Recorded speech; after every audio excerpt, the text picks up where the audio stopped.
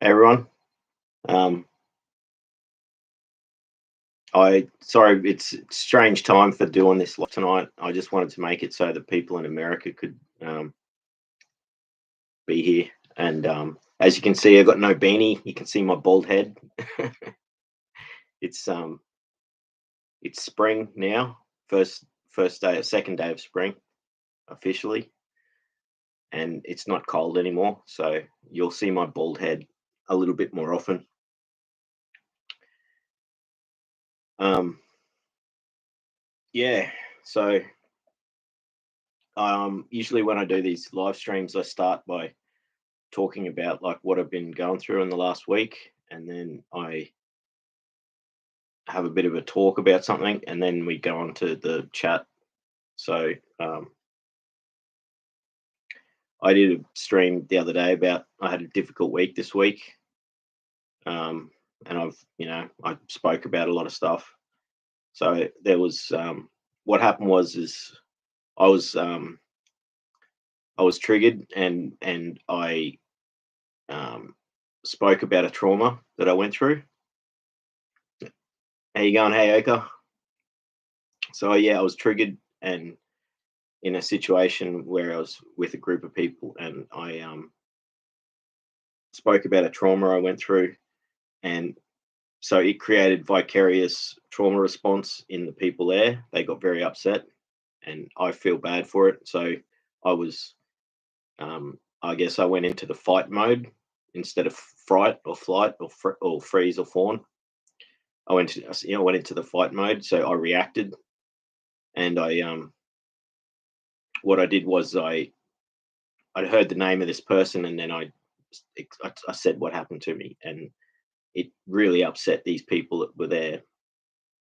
And then it caused a whole scene. And then it became this big drama, massive drama for me for the rest of the week, which I had to deal with, and I'm still dealing with. So I hope it all works out okay in the end. I apologize to these people for that response. At the moment I didn't get a chance to actually freeze. I That was just my initial reaction. Was I just started speaking. And then I didn't realize I should have just stayed quiet. I couldn't help but to speak at the time, but it created a big problem, which then snowballed, and then um, so a big response to that. I'm like, um, big response to that was is I got my list of stuff here. I'm trying to set up some boundaries for myself, and so that I don't get in these situations where um, I'm preventing myself from being triggered, um, because I've been getting so much progress in these last few weeks, months, positive growth and processing of trauma and learning about re-regulation and all these things, and I keep getting setbacks. So I have to prevent the setbacks from being so, setting up some boundaries, because I have been um, experiencing some negative situations. So by creating boundaries, I can possibly prevent that from happening. So what happened was there was the difficulties that came from all of this stuff that went on. So I've had to deal with all this drama, which was essentially I had started it by my when I was triggered, and I spoke, and then I had to deal with the ramifications of all that, and so it got worse and worse. And I'm in a situation where it's still very difficult. Um, I'm I'm trying to work through these problems, and um, I don't want it to prevent my progress because things are going so well, and I'd already had so many setbacks. I've had some really good support this week from friends, from people, you guys out there. Um, it really helped me stay sober. I've got a friend who's helping me stay sober. We're like checking on each other, making sure that we don't relapse. Um, I've had additional processing of trauma, so I went through. I talked in my last stream. I talked about processing a couple of traumas and how I've been dealing with the aftermath, and I explained all that. What I didn't expect was that um, I've had insomnia for the last week, basically, ever since this thing happened, where I was triggered, and so I've had insomnia every night, and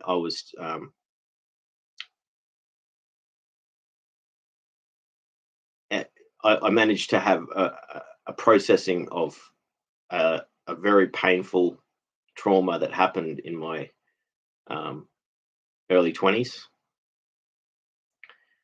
Um, and that has been caused me a lot of pain and anguish.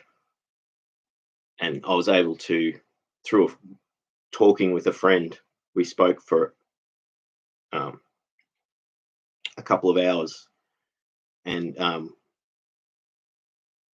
eventually this trauma emerged where I was felt safe enough I could speak about this, and it allowed me to process it. And this friend guided me through letting go and allowing it to go be allow this thing to rest and to not trouble me anymore.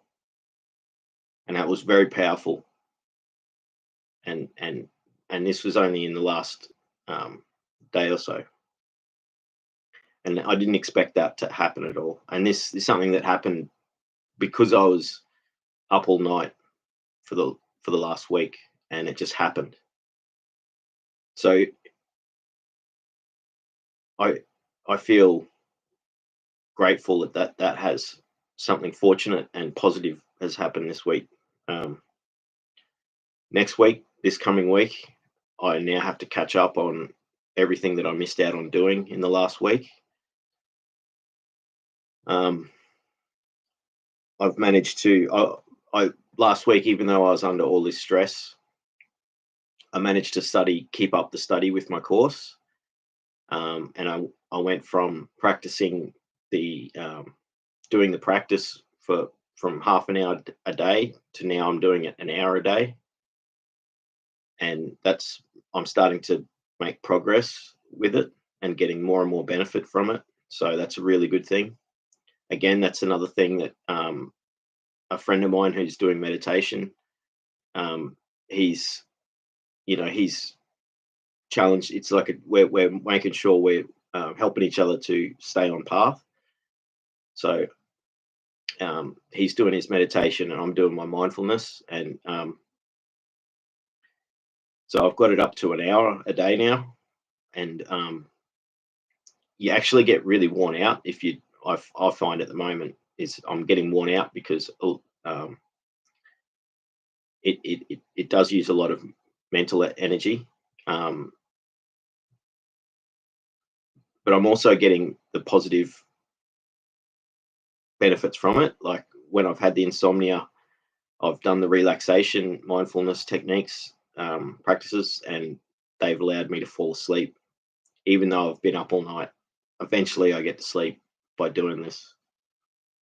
Um, I've smoked my last cigarette just before. I'm going to quit cigarettes, so I'm telling you all now. So if people see me smoking cigarettes in the future, like I don't never smoke on stream, but like if anyone I know sees me smoking a cigarette, make fun of me and tell me I should be not smoking cigarettes because I said I'm not going to smoke cigarettes. Yeah, that's it. And last few days I've been chain smoking cigarettes because it's like I knew I was going to quit, and I've been under a lot of stress. So I've been, yeah, that's it, man. It's time for me to quit cigarettes. It's such a hard thing. I know I've got to do it. I can't afford it. It's like I was saying to a friend, how expensive tobacco is here as well. It's 10 times it costs 10 times the amount, something like that, than it costs in Europe. So it's I don't have it. I don't have the money for it. So I have to quit. Um, so I'm pretty much done talking about like what I've been going through in the last week. Um, and I spoke in at length in that last video I did. Um, it's a very difficult time, and I just have to stay strong. I have to hold my ground, and I have to prove to people um, that they don't need to worry about me at all. So if I don't want it to I don't want anything to prevent me from my progress at this moment in time, because I've already had so many setbacks, and I know I'm going to keep getting setbacks, but I'm tired of getting the setbacks that put me back a whole week at a time. It's really upsetting me. Um, yeah, and I haven't had alcohol for 4 or 5 days now, so that's really good. I'm just looking at myself on the screen, and I look so different without the beanie on, don't I? Like a bald-headed, bearded fella. So you can see the light shining off my head, probably. So um, I put in the title description for the talk section like trust and trusting in yourself, and I guess that relates to what I've been going through in the last week, as well as just in general. So I'll talk about um, my so shy. It is. I should oil it. I'll make it. I'll oil it, and then I can turn the lights down, and just my head will glow. um, yeah. So like, trust is something that I've grappled with my whole life, and I've always put trust in others, and I put too much trust in others, and it's been a thing that's then led me to be hurt. Um, and at the same time, I've lost trust because of this. I've lost the trust in others, and I haven't believed in myself. So I have to have the trust in myself. So it's not just the outer world, but it's the inner world where it affects you. But when I was a child, I was easily programmed or easily led. So um, I had experiences where there were other, when I was not a toddler, but like a young child, where there were certain people of around my same age that they were, you could call, child psychopaths or sociopaths, and they were, or narcissists, and that they at a young age had developed um, cunning skills in manipulation, or it was their fun game to play. So people used to, when they worked out that I was easily led, they would basically get me to do things or manipulate me, or um, set me up for humiliation. Um, and it was very painful, because it's something that I never really grew out of. Like I did get, over time, get stronger and more resilient, and learnt to protect myself, but like even as an adult, I still had this problem of being manipulated and coerced. But I had these experiences as a child which were very painful, where um,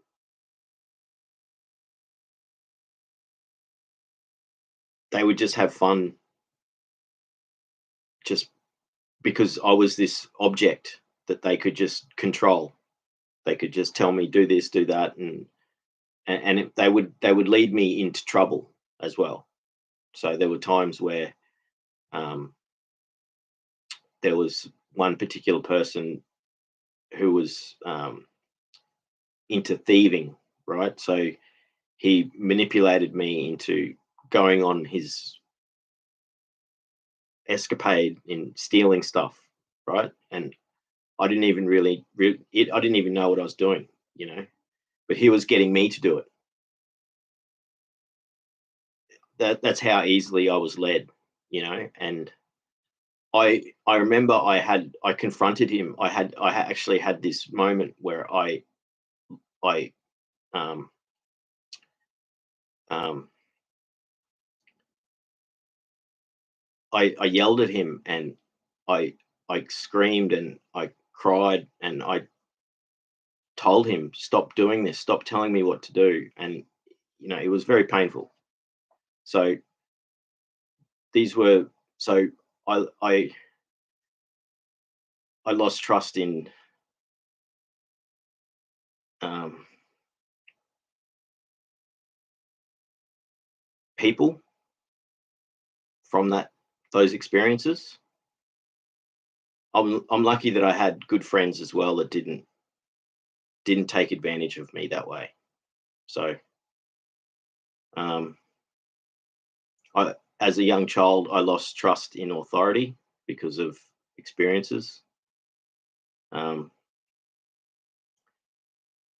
things that happened in preschool, and the preschool teacher. I won't go into details, but that had a lasting effect on me. So from young age, I had this painful association with authority, and not trusting them. Um, so trust as an adolescent, there was we all go through times where we get betrayed, and I had that happen to me. Um,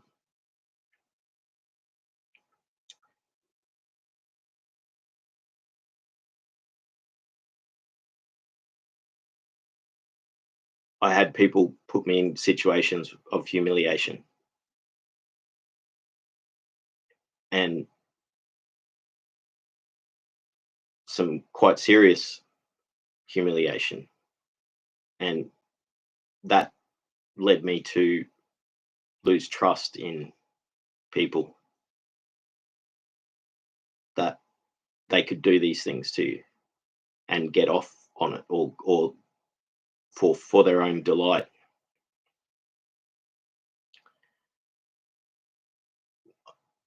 I never gave up on people though. I've always remained a friendly, happy person. You know what I mean? Um, Unfortunately, my trauma is continued into adulthood, and so I was still had multiple situations where I was manipulated and coerced and betrayed as an adult,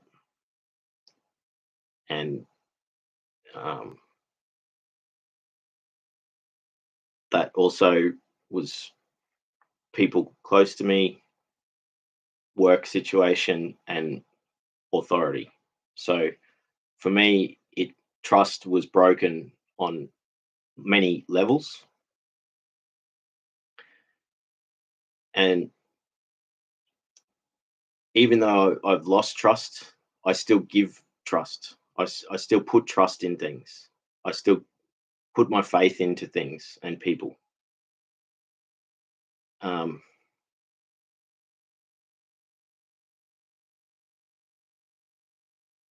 it's still painful, you know. Once I'm at a point in my life where because I've got to now put the trust in myself that I'm going to do everything I can to progress and get healthy, um, get back to work, like in the job I want to do something and heal. And I've got to put that trust in myself that I'm going to succeed. And so you could say it's like having faith in yourself, you know, or believing in yourself. But when you have self doubt and you self sabotage, I don't know. It's like they all sort of they're all connected in a way. Um,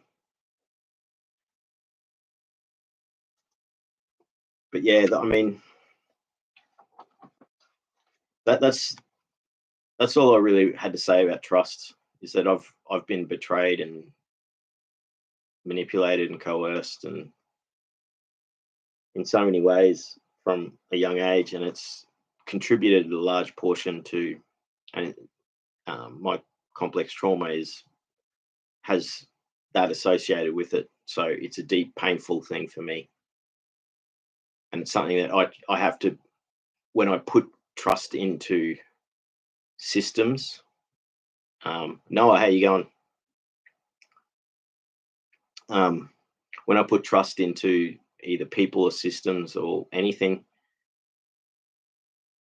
I feel a pain because of the pain that has been caused. So, but I know that it's I have to do it because if I don't, then I can't do anything. You know, you have to put trust in things or put your faith in things to do anything. You have to be vulnerable. So I've got to be stronger in myself and not doubt myself. That's what I'm trying to say. I've got to put the trust in myself.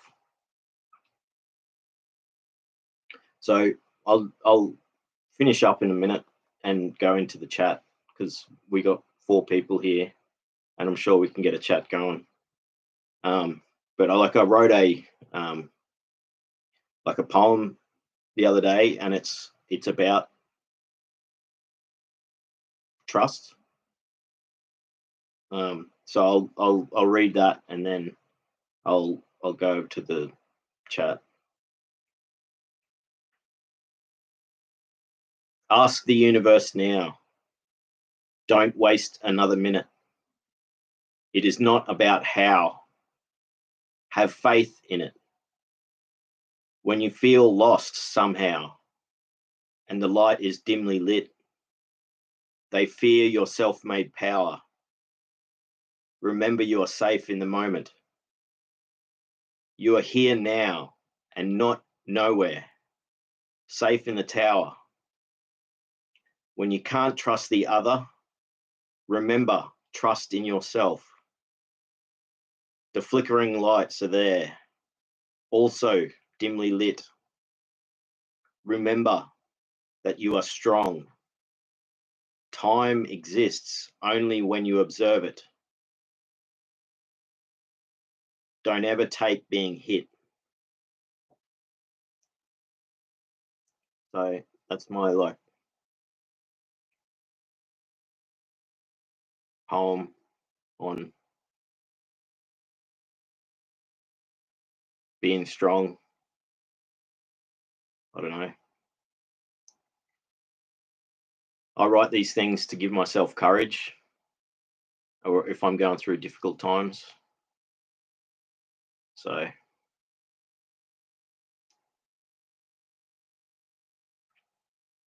you know, and I enjoy being able to read them to you. So thank you for being here and enjoying, allowing me to do this. So I'll go over to the chat. We had someone drop out just before, but we got 3 people here. We'll get a conversation going. It is 3 in the morning, so anyone here in Australia wouldn't be able to be here unless they're up this time of night. I'm still got the insomnia, so it's no problem for me at the moment. But yeah, I'll start reading the chat. Yeah, Erica says, yeah, I'm okay with the peace sign. And that's right, when I was talking about my head. So shiny, really. Oil it for sure. I will. I'll oil it next time. I've got some right here. I could put some on now.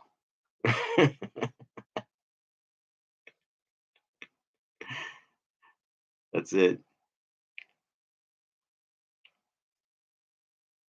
Noah says, hi, INFJ, Luke, Kat, Lara.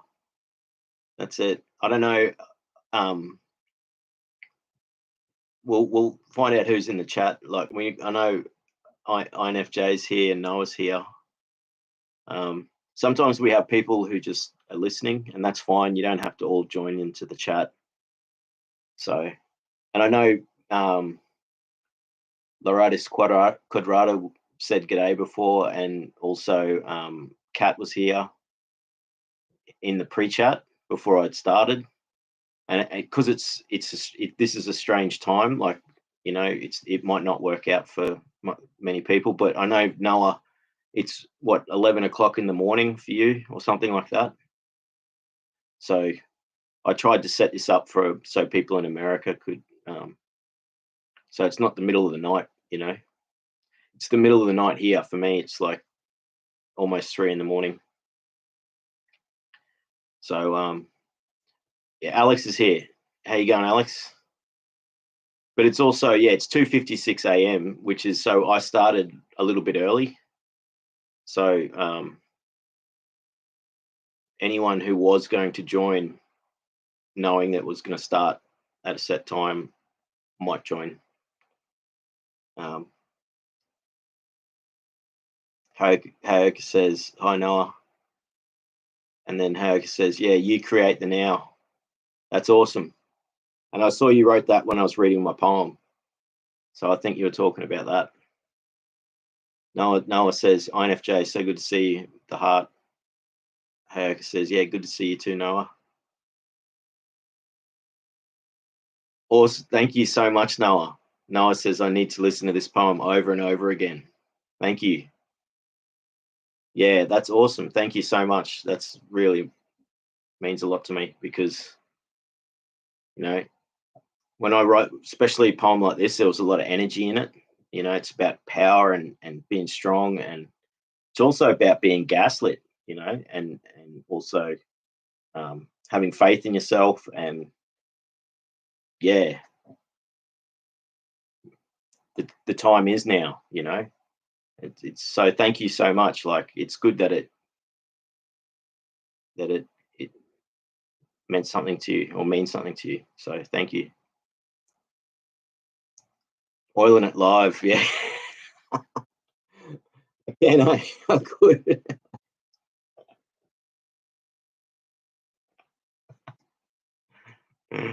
Oh, here we go. I got challenged.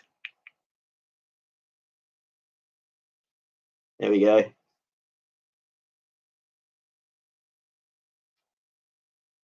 Now it's going to be real shiny. It feels good too. This is like really good natural oil. So it's good for your skin. So yeah, my head's probably shining like, yeah, it's really shiny now.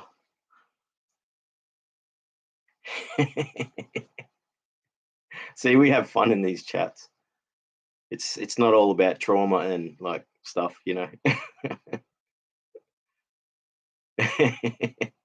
Yeah, that's it, man. You get some oil, shine it up. You got to, yeah, after you have a shave. So I got to get back into, like, now it's, I'm not wearing a beanie all the time. I've got to shave often. If I don't shave my head every couple of days, it takes longer, and if I get lazy, and then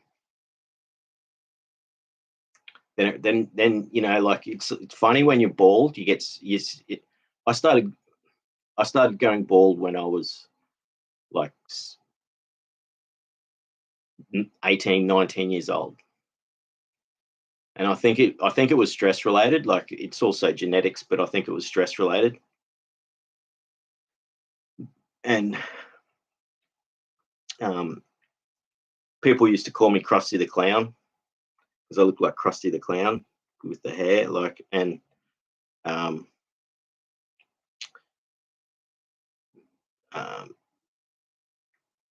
yeah, people used to make fun of me constantly.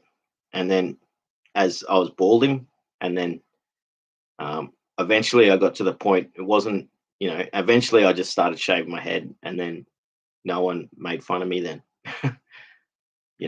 But while I had the balding head, like, I was constantly getting made fun of, and it just, I couldn't understand why people would always point it out. Like, why did they have to always point it out? Like, I just couldn't understand it. But then once I started shaving my head, it looks neat and people like it, I guess. So yeah. Yeah, oiling it live. See, I did that. I'm just going back to the chat. So I did. I put the oil on. I didn't think I was going to do it. I said, "Oh, I'll do that," and then I thought, "No, I won't do that," and then I did. And yeah. So Alex is here. Hope you're still here, mate. Yeah, you are. Noah says, "I thought this was going to be a sleep stream." That's it. We'll see, because normally when I have these streams, it's like middle of the night for you. So it's middle of the night here. It's like 3 o'clock in the morning. Ultra Hayoka says, "Noah, yeah, it's a powerful poem. Thumbs up." Thank you. That's awesome. I really appreciate that. And it's one of those poems that's like, it's about being power and strength, and not giving up, and also, I don't know, you can get lots of things out of it. Noah says, "Hi, Alex." Ultra Hayoka says, "Hi, Alex." And then Noah says, Hayoka says, "Noah, haha," with the Z's, like as if snoring. Alex says, "Hey, everyone." Ultra Hayoka says, "Yeah, I manipulated Luke into start it earlier." Oh, you did, didn't you? That's what I was talking about. I was talking about getting manipulated. And then I checked the thing, because the chat is there before you start. And I saw that, and I thought, I'll just start now. And so it's only just 3 o'clock now. So this is when the stream was going to start. So that's funny though.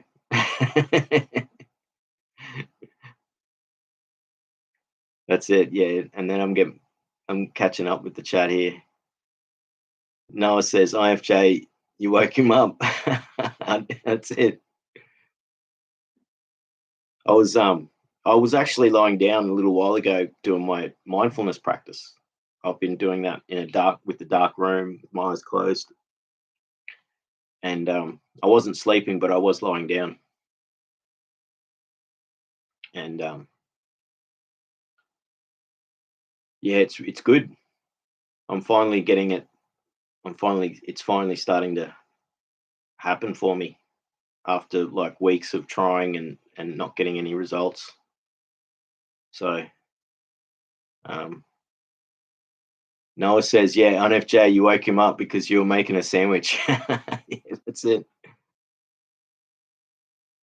Noah, yeah, He could smell the burger patty. Noah says, INFJ burger patty. I'll say that. Yeah, Noah says that. Yeah. Hager says, yeah, I need tips on how to get stuff done while I'm struggling with CPTSD with a worried face. Yeah, I don't know. How to get stuff done. That's the hardest thing. Like, I get stuck with that. You know, one of the biggest problems I find is motivation, lack of motivation, lost motivation, and procrastination.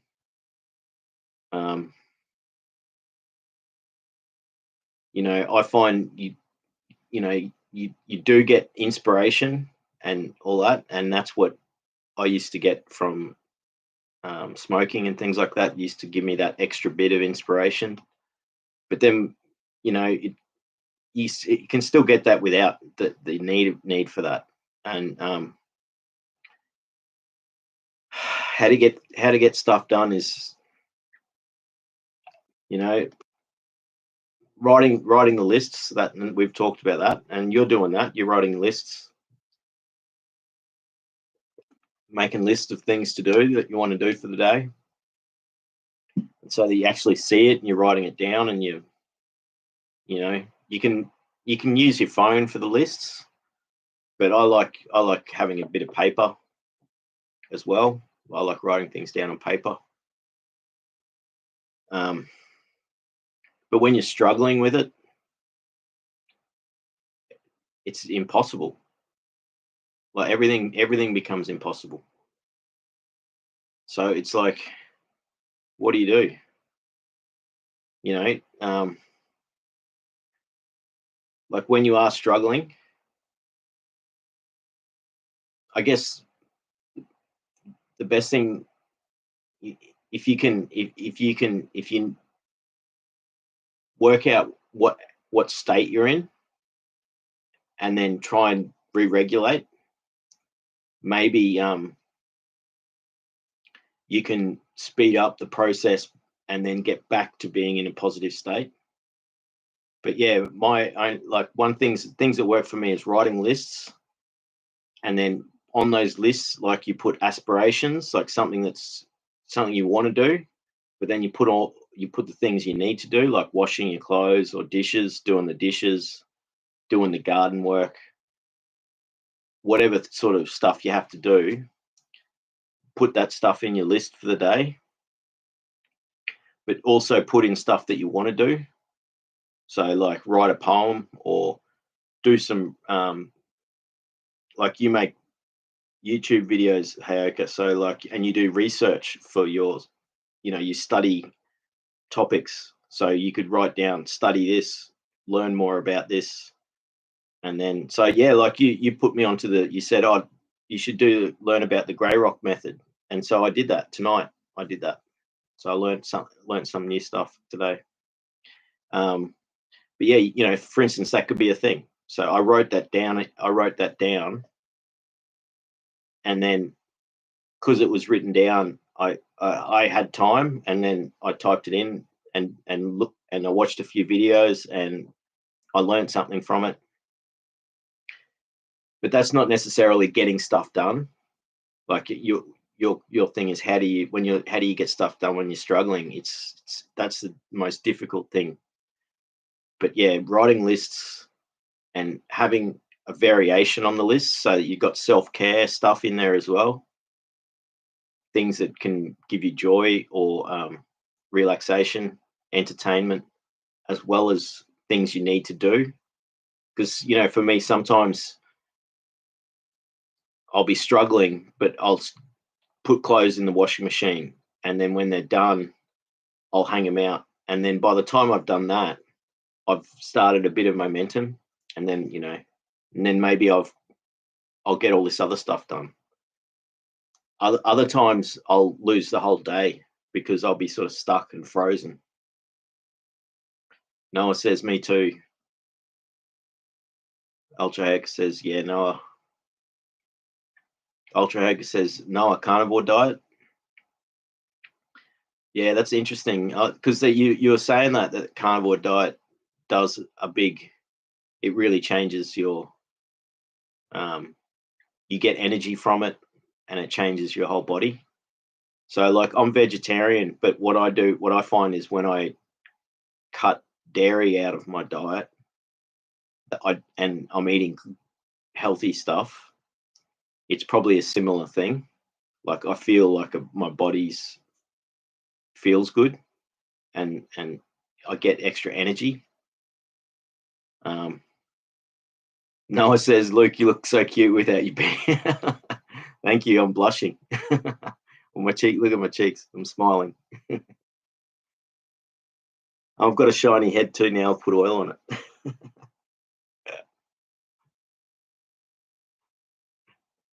um, thank you, Noah. Ultra Hager says, Noah, how you meant the tips. Hager's like Noah with the love hearts in the eyes.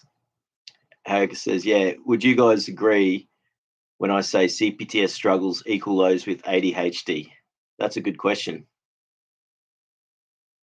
I know that I've got similar. I've had some of my sort of symptoms are similar to ADHD. I had learning difficulties growing up, and I had difficulties focusing and stuff. But that's a good question, and maybe people can answer that in the chat.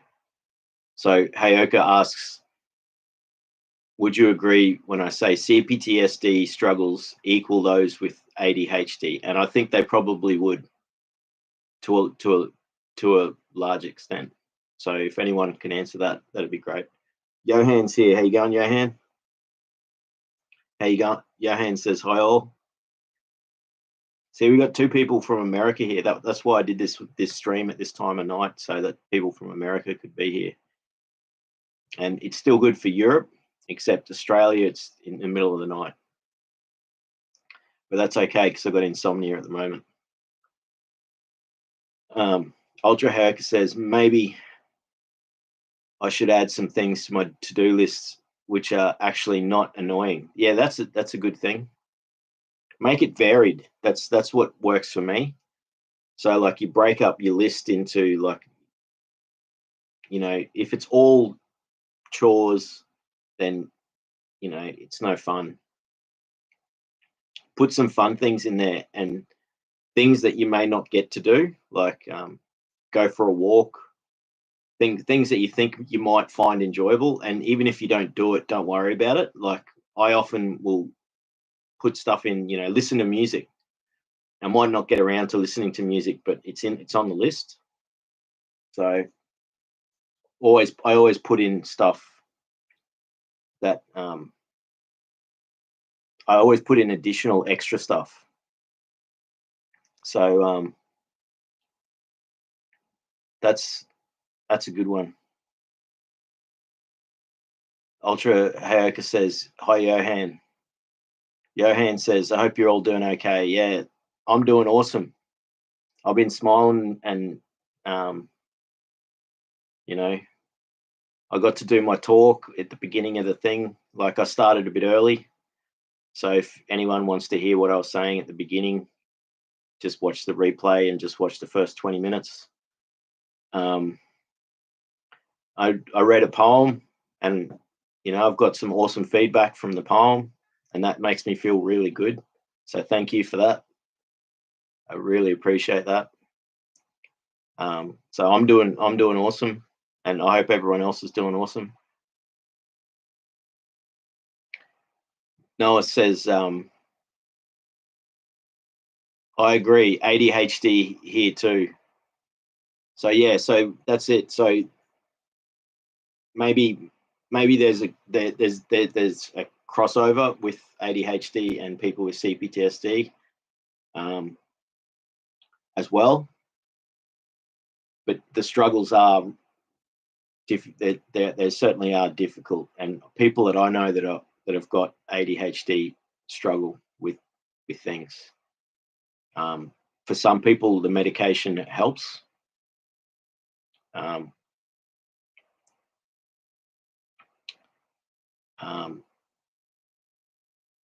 And there's similar things for therapies. Like I had a friend who did Tai Chi, and that helped him with his ADHD. So doing physical activities that can actually give you benefit. Noah says, hi, Johan. Hag says, yeah, since I quit weed, I'm doing nothing creative. That's sad, man. Hopefully you get creative again, and that'll happen. It just takes a bit of time, you know. Like, when I was smoking, I had months off smoking, and then I smoked again for a few months earlier in the year, like a few months ago, and it's been now 4 months. But I picked up guitar again for about a month, a few weeks to a month, and I actually started playing guitar again when I was smoking. And then when I stopped smoking, I stopped playing guitar, and I'm in that same thing with the creativity. But I've started writing again, so I've started. Like, it just takes a bit of time. Just give it a bit of time, and the creativity will come back. So, you know, you're in that stage at the moment, I think, where like it's just not happening for you, and you just got to push through that. And while you're pushing through that, get all these other things done that you can do, and eventually the creativity will come back, and you'll have extra energy, and it'll be awesome. So Hayek also says, no, I actually think ADHD equals CPTSD. Would you agree? Well, I reckon you probably get CPTSD from ADHD. You know, like from the trauma that you might have had growing up as well. You know, and I think because CPTSD is such a broad thing that you can get it from so many different things. Noah says INFJ, agree. See, there you go. So like it's good we're having a conversation about this stuff. And so Hayoka says, like, I think ADHD is a trauma reaction, but they only recently started diagnosing CPTSD, which makes us all kinds of misdiagnosed. See, that's a very good point. It's a very good point. And when I think about it, like, that makes so much sense. The ADHD is like a trauma reaction. Okay, so the people that I know that have got it have also had quite traumatic experiences as in their early developmental years. So yeah, Hayoka says no, a thumbs up. I think, yeah. Johan, yeah, at least okay. That's it. Because Johan earlier said, how's everyone? Hope you're all doing okay. Hayoka says, yeah, better than bad with the smiley face with the sweat. They should have the smiley face with the shiny bald head. See, I look like an emoji, don't I? With the round head. Loratus Quadratus here. How you going, brother? Hey, brother, good to see you. You look really good. Cheers, brother. I'm not wearing the beanie now. It's spring. We're in spring, so I'm not wearing the beanie. So you'll see my bald head more often. And hey, everyone, I'm helping a friend moving, so I'll be coming and going. That's cool, man. Just join the chat whenever you can. And good on you for helping a friend move. That's something that, you know, friends do for each other. It's also frustrating sometimes. It can be annoying, but it's good to be able to do it.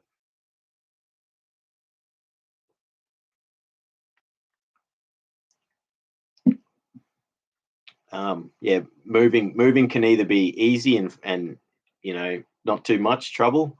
Sometimes it can be the most difficult thing to be doing. It all depends on how much stuff you have and flights of stairs and all that sort of stuff. Ultra Hayoka says, hi, Lara. Lara's here. How you going, Lara? Noah says, hi, Lara. Oh, that's Laratus. Yeah, that's it. Lara. That's it. They're all saying hello. Yeah. INFJ, hi, brother. And then Quadrata says, I call him Quadrata or Laratus.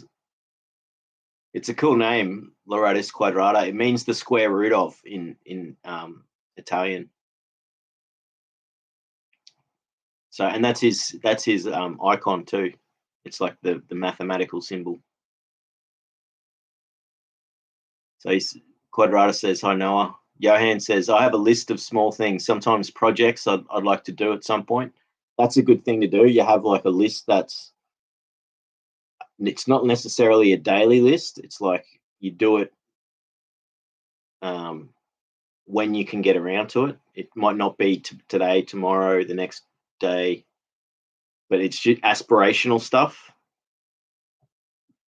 Those lists are good. So this is all good stuff. It's amazing how lists work, you know. I've got like I've got a regular diary, and I've shown this in other streams, just like a regular, and it helps me, you know, stay on top of things, but also that's what I write my lists in my diary, you know.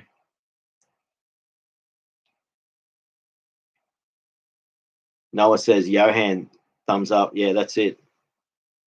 It's good to have a list like that you can get around to at some point. You know, even if it's stuff that you want to do that you don't know when you're going to get around to it. And it might be stuff you got to save money for, all different reasons that you might not be able to just do it that day, but it's there. And by writing it down, it's putting it on paper.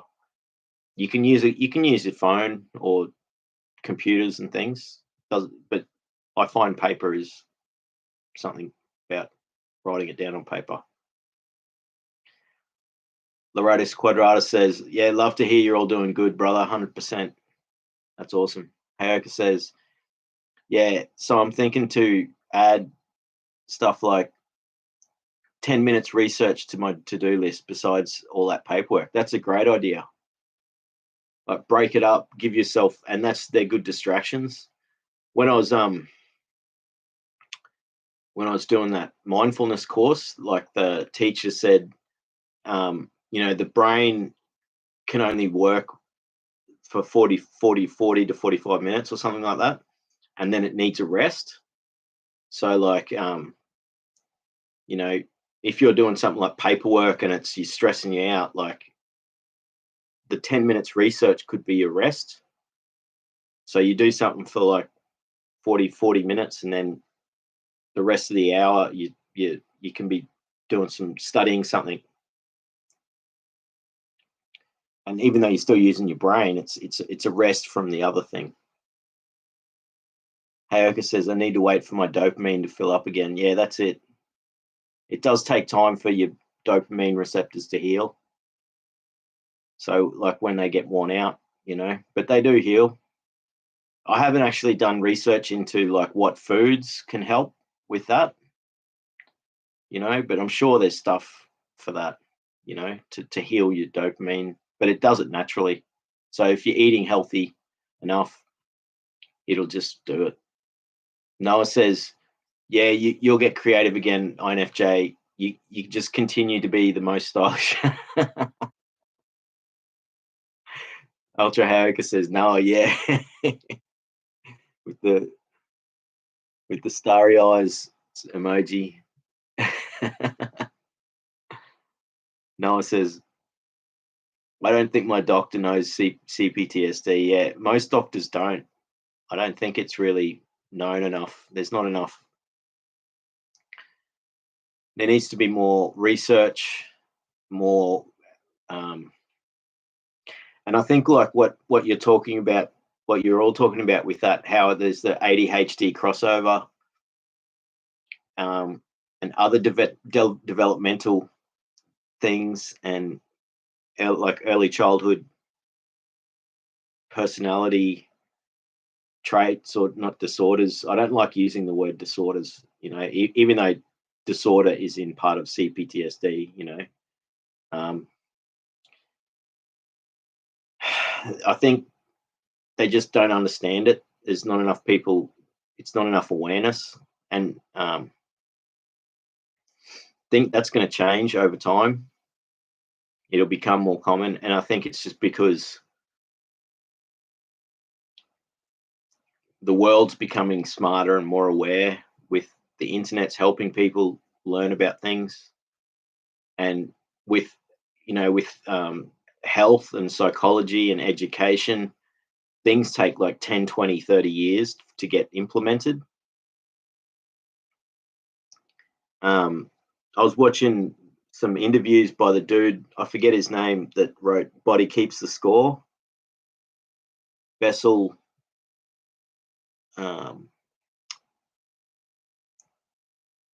anyway, yeah, you know the guy I'm talking about. Body Keeps the Score. Um, he was talking about how it's such a widespread that um, the education system doesn't understand that, like, because he was saying he was talking to a principal, and and they were saying, oh, do we need like a clinic for the CPTSD? And he said, well, how many of your students have got it? And the principal goes, like, half, like literally half the kids in their school have got it. And he says, well, you don't need a clinic, you need to actually have the whole education system completely rechanged. He said you need to, the kids in school, primary school, need to be taught how to re-regulate the nervous system. They need to be taught what we're teaching ourselves now. It needs to be part of the actual education system. So hopefully this stuff in the future, that doctors understand it, psychologists understand it, and it's hopefully it all gets better, and then that way it people's symptoms can be alleviated quicker, and people's lives can be made better quicker. And so if you can if you can prevent the damage, then these people will grow up and they won't have addiction problems, or self-harm, or any of these other, isolation, all of these things that happen to people with CPTSD. They end up with all of these things that affect their lives.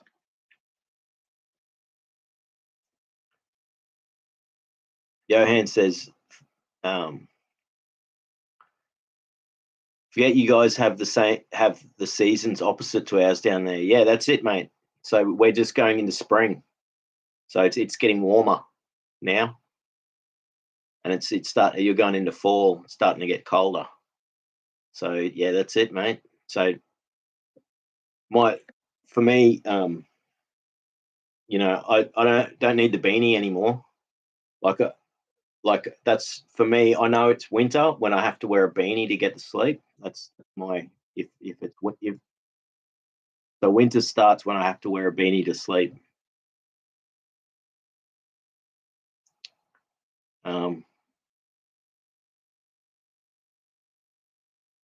Hayoka says, yeah, so I can wear my stylish beanie again soon. That's it. With the starry eye emoji. That's it, mate. So yeah, and it gets cold in Germany, doesn't it? It gets pretty cold in some places there. Noah says INFJ with the gemstone. Johan says, just going to the end of summer here. That's it. And you're in like the Midwest, Central America, and so it gets pretty chilly where you are, doesn't it? Like you get heavy snow and all that sort of stuff in winter. So it's a whole different thing. I've never seen snow. I've never been to snow. I've never seen it. So I don't know. We do have like alpine regions in Australia. We have snowfields, and they're quite large areas. And I've just never been there. but we don't get snow like in America where whole states get covered or anything like that. It's only up in the mountains where it snows in Australia. It's the only sort of places. And in Tasmania, which is the island down south, it'll snow in highland areas. But we don't get snow anything like Europe or America, Northern Hemisphere. INFJ Ultra Herc says, no, yeah, these doctors know shit really, unless you pay a lot of money. Oh, I pay a lot, ... I got so frustrated with the last therapist. No offense. If you or anyone here can pay lots, it's just my situation. Yeah, that's the sad. It's not fair, you know. Like there are specialists out there, and they do exist here in this country. But like you say, like unless you've got the money,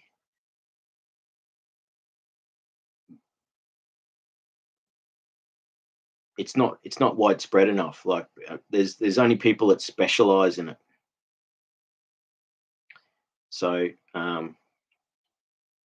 there are in Australia, there is a directory you can search and find trauma specialists, whether they're counselors or therapists or psychologists, psychiatrists. So you can find out who is trauma specialists here, searching a website. So you can find out, you know, but it's they got to specialize in it. It's not like they all understand it. And especially, and that's the other thing, like especially in that Pete Walker book, he talks about, you know, how there's so many therapies out there, and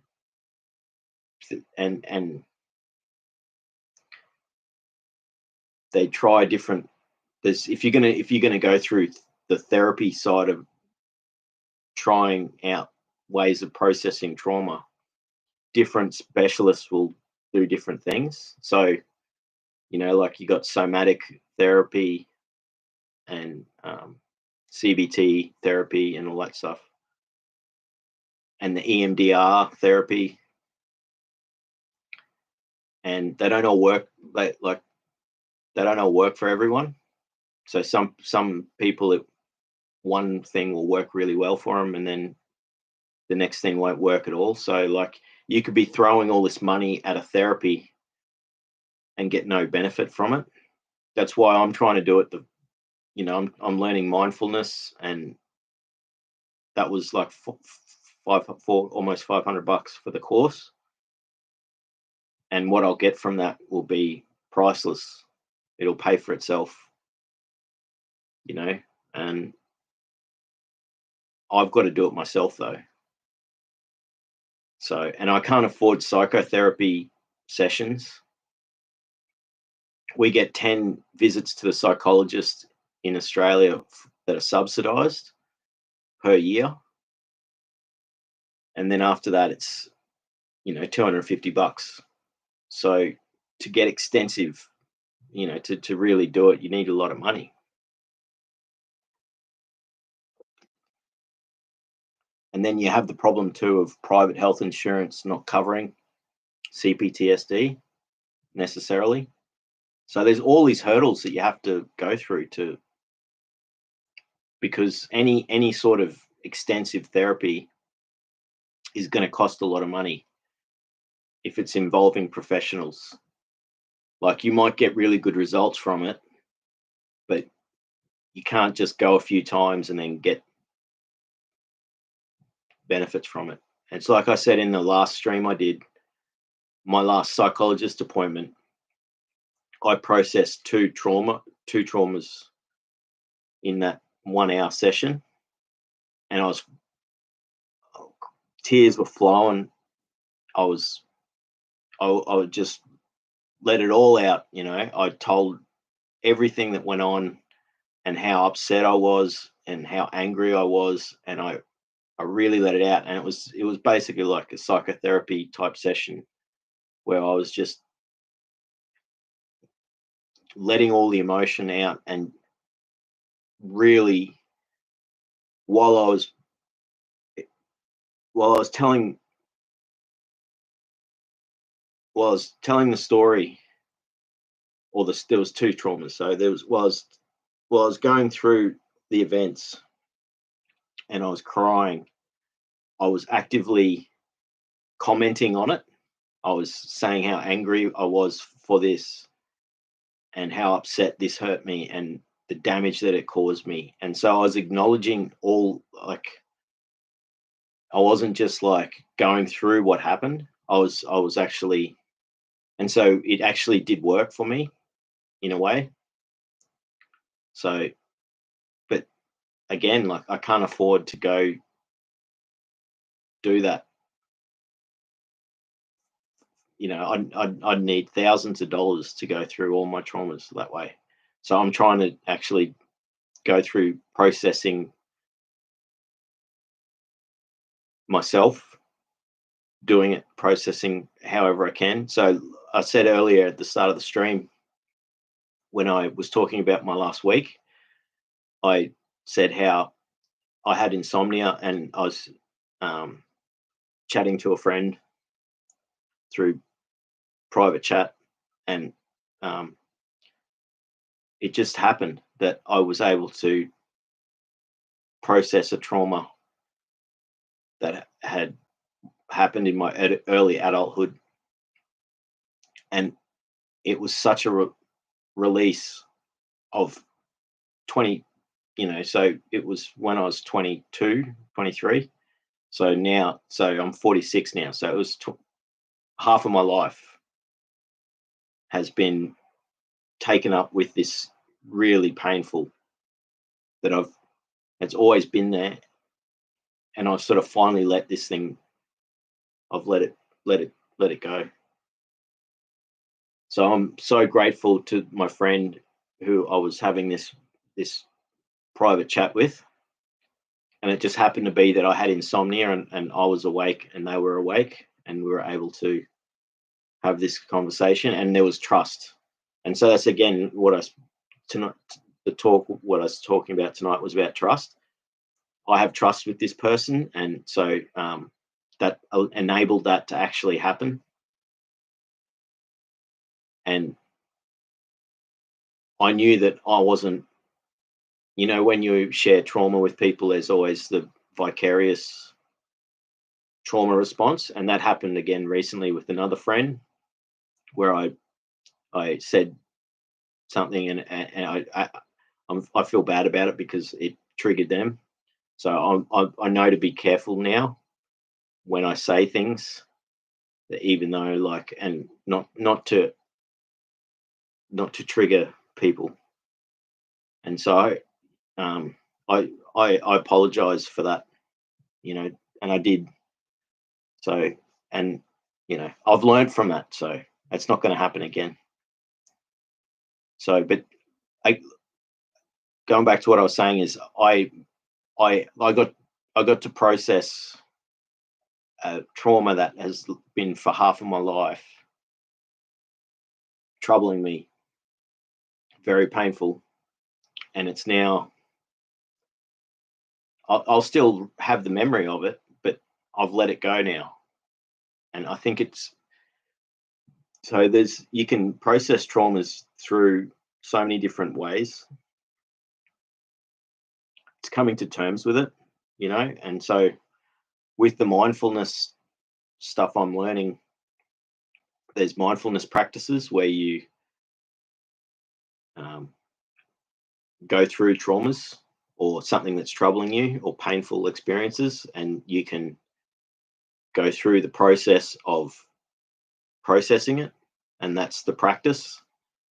So you can, if it works for you and you learn how to do it, you can just keep doing this practice over and over, and going through saying the things and thinking about it, and processing it and letting it go, forgiving the people, or however it is that you need to do to move on,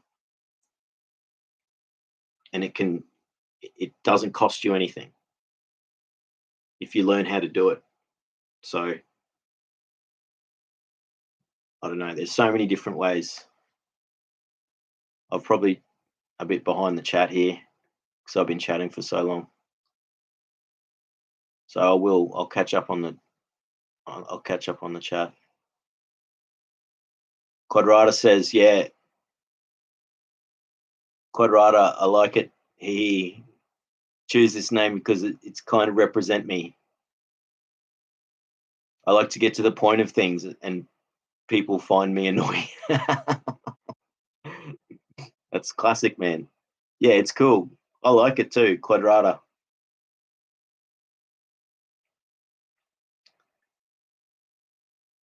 Johan says, INFJ, yep.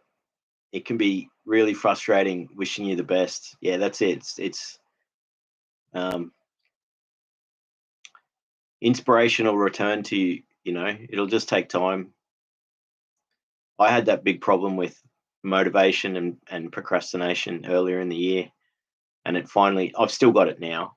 It hasn't come back to me yet fully. Like, I'm not like jumping out of bed and doing all this stuff in the morning, but I am making progress, and I am getting creative slowly. Like, I'm writing 1 or 2 poems a week, and they're therapy for me as well. So I'm getting double benefit.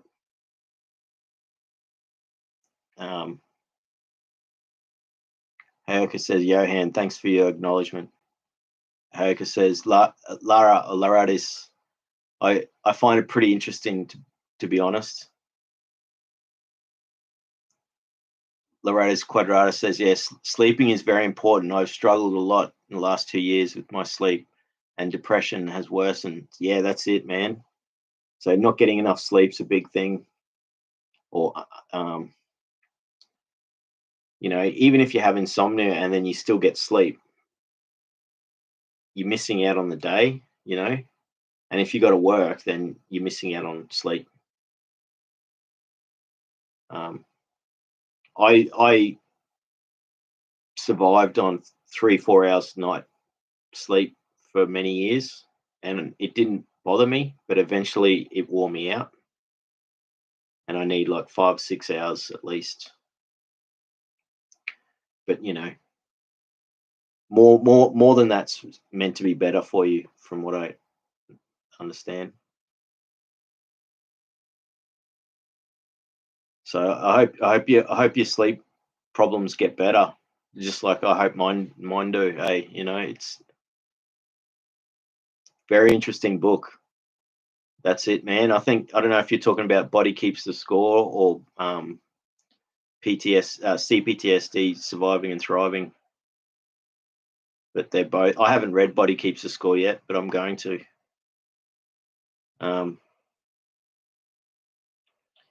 INFJ Ultra Hacker says, yeah, I sleep all the time because I'm depressed. Yeah, I did a lot of sleeping earlier in the year when I was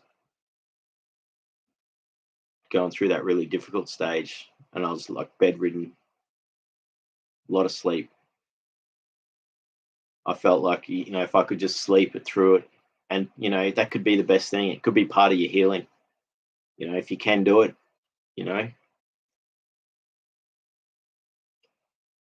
Johan says, I think there's a correlation between the symptoms of overstimulation ADHD symptoms and all the overstimulation that comes from the modern world. I reckon you're absolutely spot on there, man.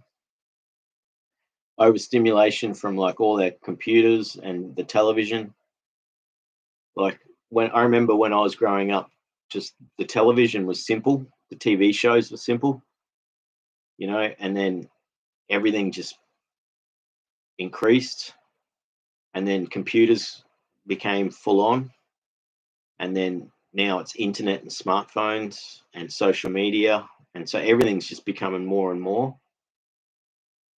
And the same thing with you could also have, say, with the overstimulation, with the correlation there too, our food has changed.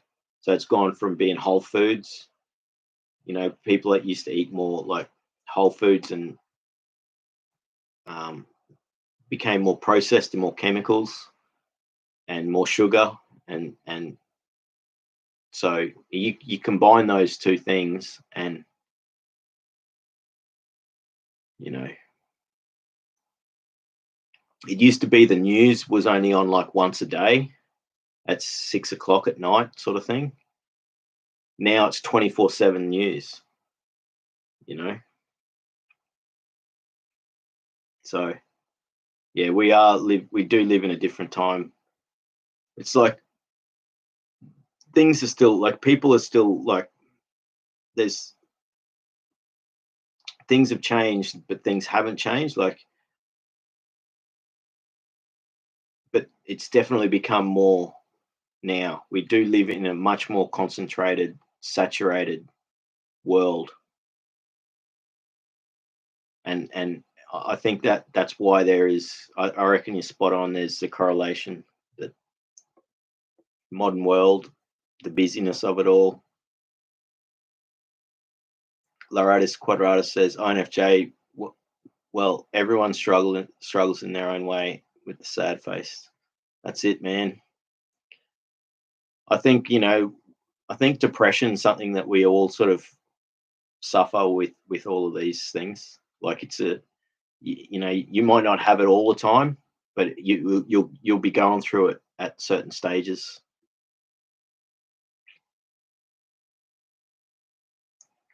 INFJ Ultra Hayoka says, Lara, that's it for sure.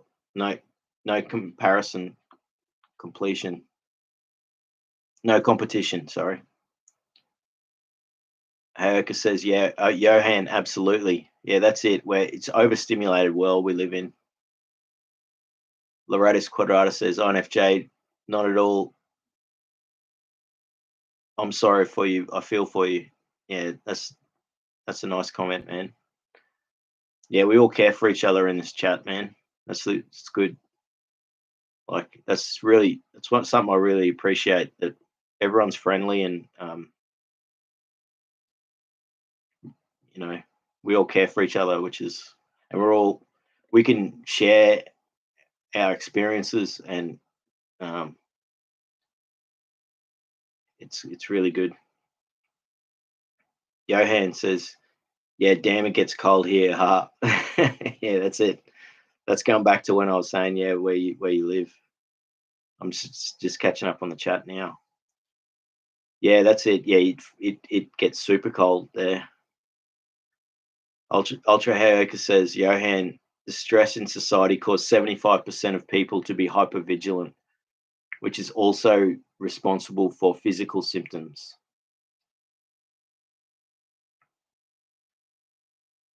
That's a really good comment. Yeah, like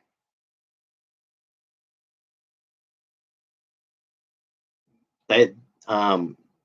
There's a law that just got passed in Australia where you're allowed to turn your phone off after work. You're allowed to not check your emails after work. They finally made it a law, so you could refuse, because people were getting like burnout because they were having to check their emails all night and respond to their boss. They get home from work and they still have to talk to their boss on their phone, or they get a phone call, or they have to check their emails. And then I saw a clip the other day from like a company in China where the woman saying, "No, you got to take the phone call 24 hours a day. Like if you don't respond to us, then you're going to get fired." You know what I mean? So like it's total opposite. We bring in a law here, and they're saying, no, you have to answer your phone or you're going to get demoted. So it's all different in all different parts of the world, but we all have this thing where this modern society is wearing people out. You know, Johan says INFJ. Yep, that sounds about right. INFJ says, Lara, thanks, Lara. These are kind words. Ultra Hacker says, Johan, I just heard the NR yesterday, but I can imagine it to be accurate. I don't know what the NR is,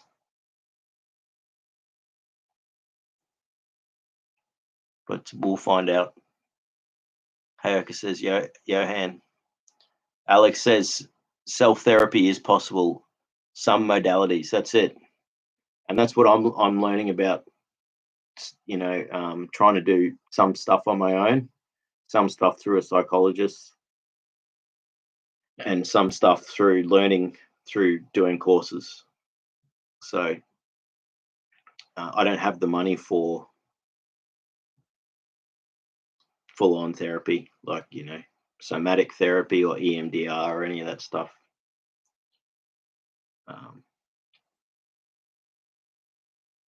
It would be nice, and I'd be open to doing it, but I find like I'm getting all the I get like nature therapy for me is the big thing. So like going for bushwalks or watching the sunset is like I get so much benefit from that. And to me that's therapy as well. So but for to really to heal from CPTSD, you have to go through you have to bring up the trauma and process it and allow it to disintegrate, and deal with it. Otherwise, it'll always keep coming back. You're still going to have the effects of it, but you can process it and then move on. So, and there's so many stories that I hear where people go through doing a therapy and they go through the pain of the processing it, and then the therapy doesn't work. So you've just re-traumatized yourself, and you've paid money for it. So that would be the worst thing, And I've had that where I've, a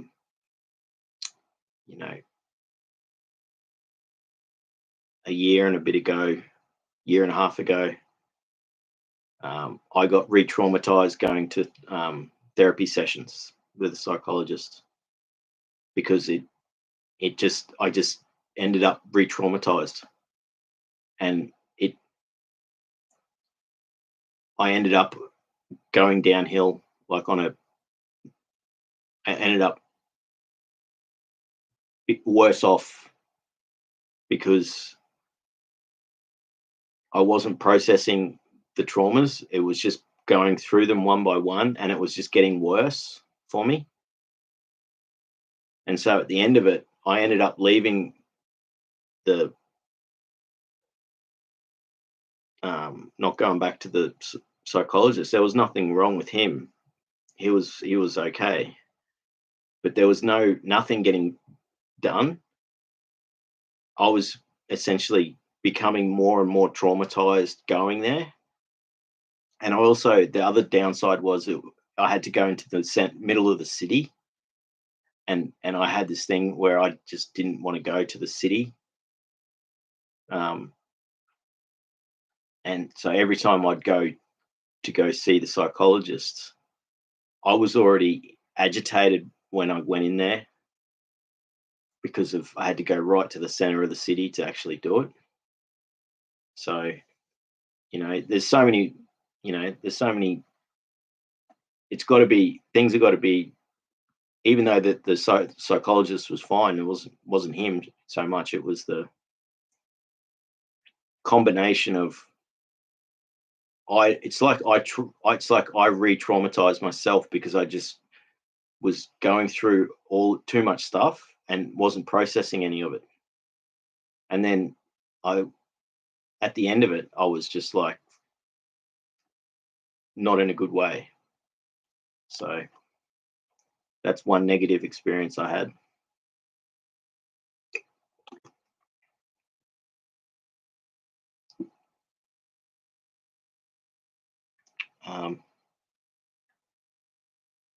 Johan says, yeah, INFJ. Yep, that sounds about right.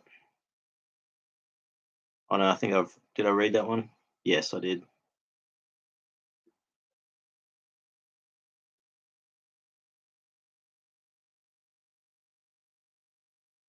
Every time I think I'm catching up, like I'm taking so long because I start talking.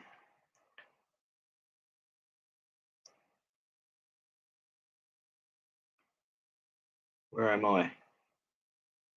Oh, here we go. Soli's here. How you going, Soli? Good to see you here, mate. You're gonna have to, share us your SoundCloud link sometime. I'll send. I'll share you my one as well. You can listen to my stuff. Where am I? Here we go. Ultra Hacker says, when I search for trauma, almost every therapist supposedly offers it to help, but they still don't. That's an interesting thing. They might advertise that they do trauma and then they don't. So yeah, I 6 years ago saw a psychologist that was PTSD, so psychologist, and I didn't get much benefit from it. He was still all right, but like I didn't see any special benefit from the fact that he specialized in it. So, and it was advertised. That's why I went there.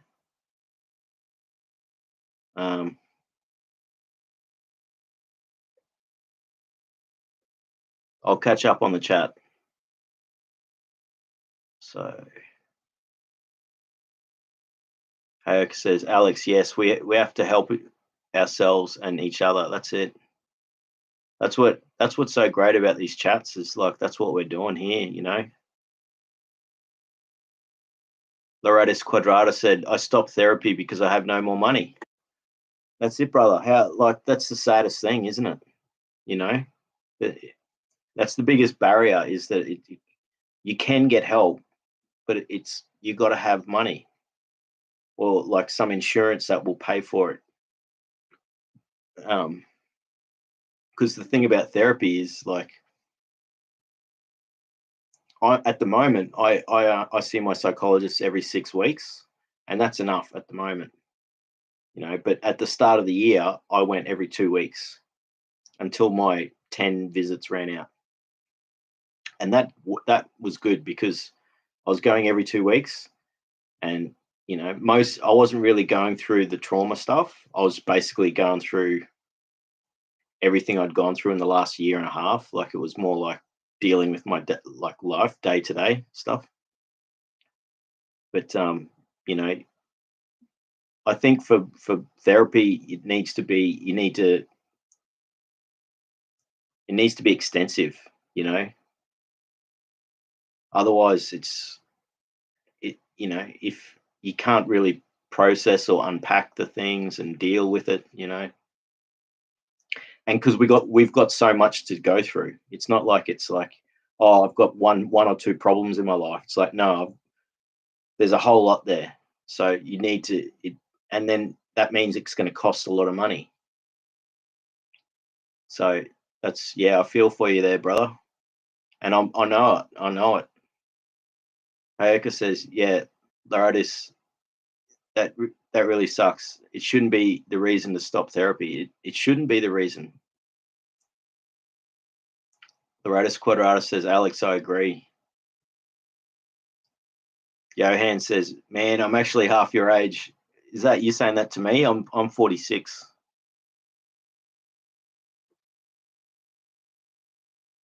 I'm not sure if anyone here has tried the Wim Hof breathing technique, but I think it's a nice thing to try to relax yourself.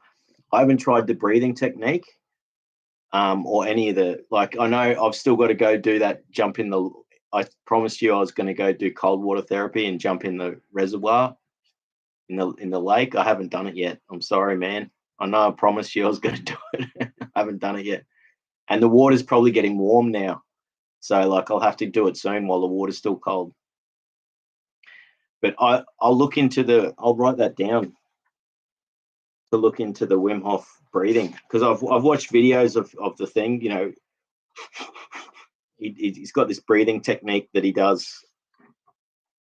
So, and I know that he's done it for trauma.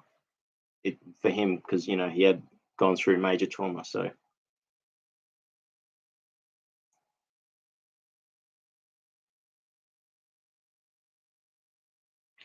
Yep, I've got that written down. Wim Hof breathing. I'm going to look that up because I've seen videos of him doing it. I haven't tried it, so I'm all about learning breathing techniques at the moment. So,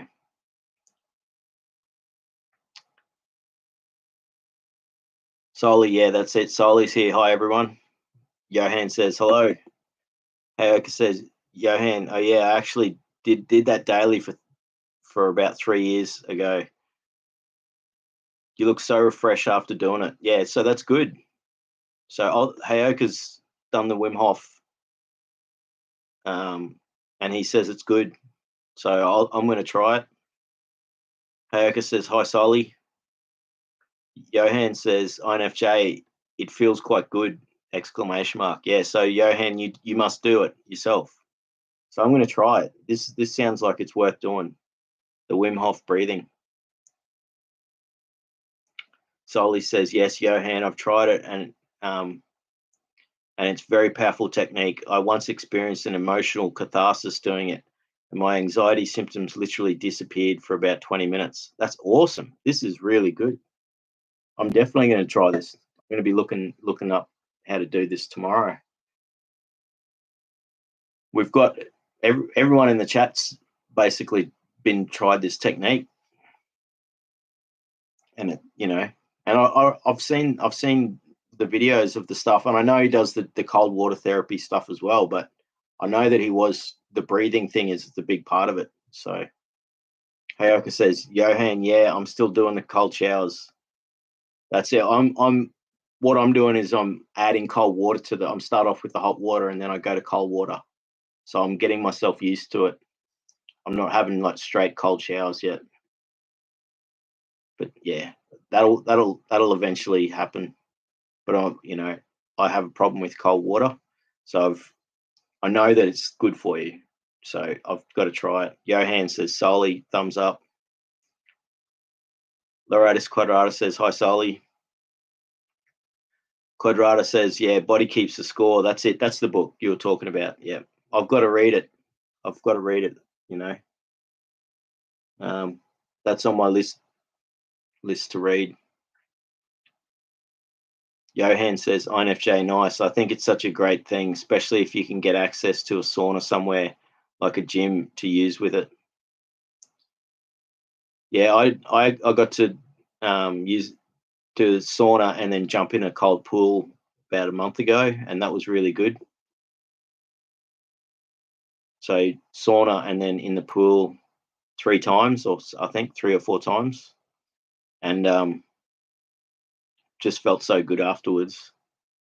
Slept so well that night, Ultra Hayoka says, Soli, that really sounds very powerful. Ultra Hayoka says, Lara, I'm still trying to get it from the library since 1.5 months, but I owe them 4 books, so I couldn't pay. Is it you owe them 4 books or €4? I don't know.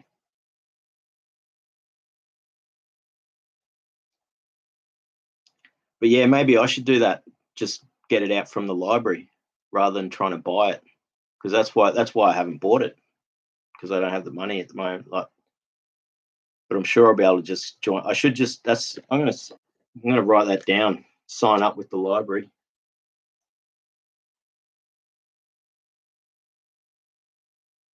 Because we also have, like in Australia, you sign up with the library and you can get the ebook as well and read it on your tablet or something. But I like having a real book.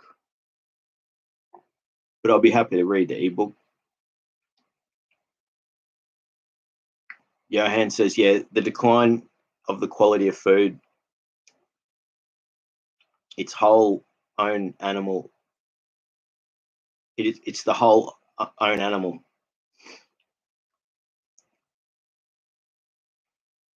Certainly. And that's the other thing too, is, like we used to eat the whole animal as well. Like, like all the organs and stuff have got like good parts, nutrients and things like that.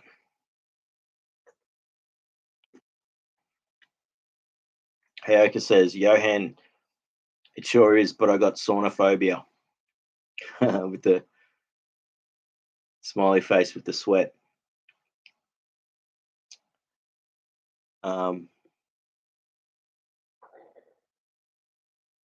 Deshkuga. I hope that's how you say it. Deshkuga. How you going there? Hello and blessings. How you going, mate? Good to see you here. It's always good to see new people in the chat.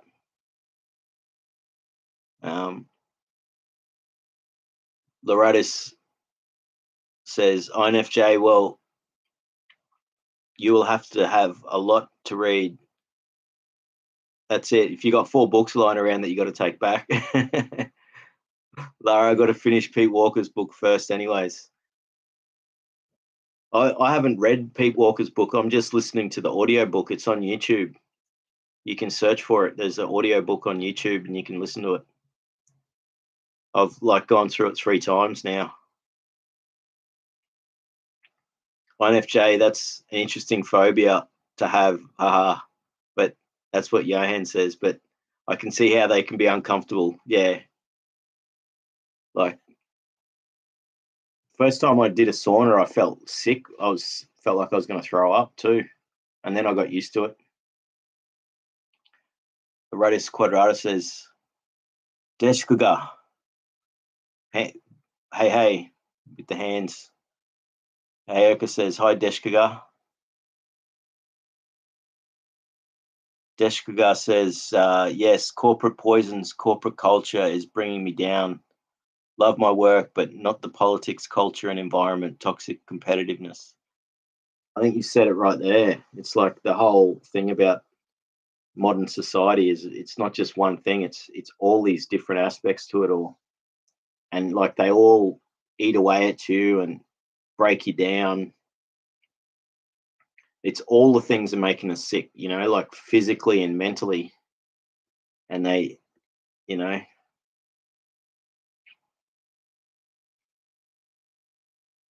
that's a good comment. It's so true.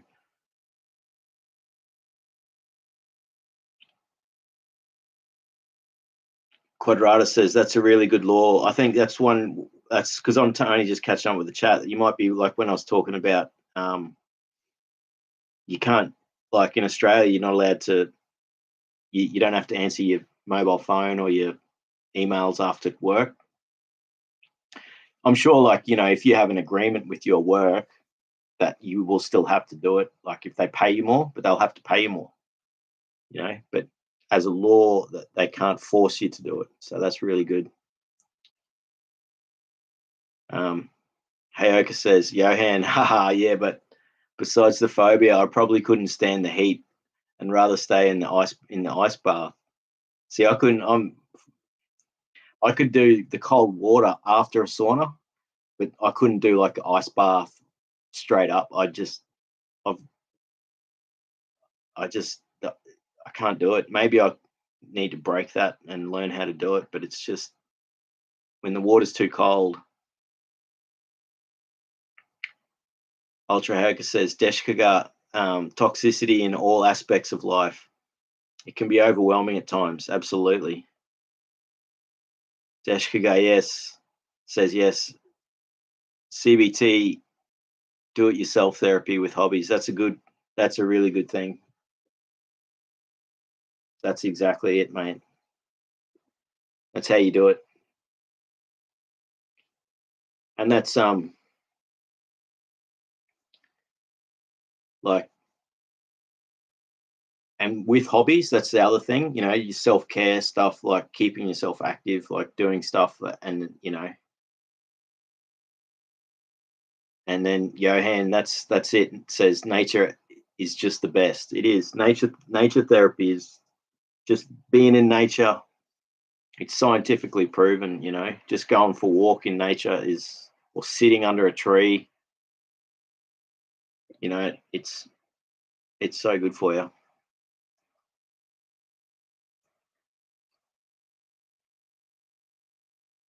I'm so far behind the chat here. Hayaka says, yeah, Deshka, yes, we just got to help ourselves. That's it. And that's it. We can heal from it. We know we can. Hayaka says, Johan, I need to go to the forest again, but even there's so many creeps and NPCs. That's right. You're telling me about this weird situations. But surely, like there's got to be times where that, it's cool. But yeah, that can turn you off it. Dashkaga says, you can heal from from PTSD with time and lots of work. It's easy if you have a supportive person or two to see beyond the struggles and honor you and inspire you to keep moving forward. That's a really good comment. You do need having support. So that's what I love about these chats. I'm trying to do it every week. So we can have like a group of people that we just hang out and chat. And like tonight is really constructive. We're talking all about therapies. Like the last few chats, we've just had fun just talking about anything. So we haven't been talking about trauma or anything like that. So it's not always that we're going to be talking about this stuff. And so even when we're not, we're still supporting each other. But like it is having someone in your life that's close to you that can support you and inspire you is such a powerful thing. So and that's a really good comment. Hayaka says, I'm going to make some more burger patties now. Yeah, go for it, dude. Deshkaga says, every therapist is not equal, lol. Yeah, that's true. You find a really good one and stick with them, and shop around. If it doesn't work, don't stay with if it's not working out, find another one. The other problem is also availability. Like good therapists are like busy because everyone wants to see them. So you might have to be on a waiting list. Hayaka says, yeah, Deshka, 100%. Breaking isolation and finding support. That's how you do it. Hayaka says, I got traumatized by going to therapy. Yeah, I have at times. Hayaka says, yeah, my therapist traumatized me by not fucking understanding anything. That's, yeah, true. That happens, eh? Quadrata says, brother, which is the closest big city to you? Something that really helps me sometimes is to go to the galleries and exposition of all kinds. And I try to watch I try not to watch on my phone. They're good things. Like good, like, I got anxiety at the moment, so I can't really go to the museum or the art gallery or anything like that. But like, I used to get a lot of nourishment from that sort of stuff. And where you are, you've got all this architecture and like these amazing galleries, so that it would be great for you to use that as your like therapy and self-care type stuff. Yeah. See what thoughts or emotions come out of me. That's it. So you go like to an art gallery or something like that and you get exposed to all of this stuff, and then emotions, it's much more powerful than like other things. And that's why nature therapy is great, because I get that from nature when I see beautiful stuff in nature. course, when I have time, luckily I live in London, and the museum exposition are mostly free. That's awesome. I got to go do a toilet break, so by the time I get back, I'll be pretty far behind the chat. But like, I should be able to catch up.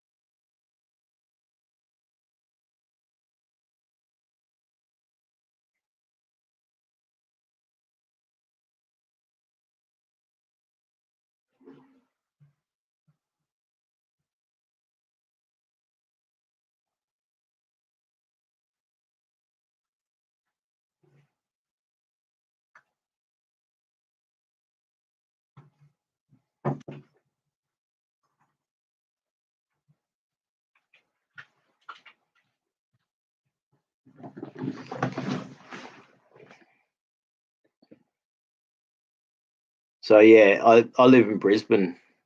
We got some pretty cool art galleries here.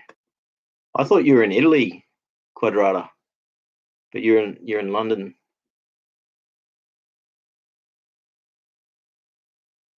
Hayoka says, yeah, Loratus Quadrata, art and switching off the phone can be very healing. That's it.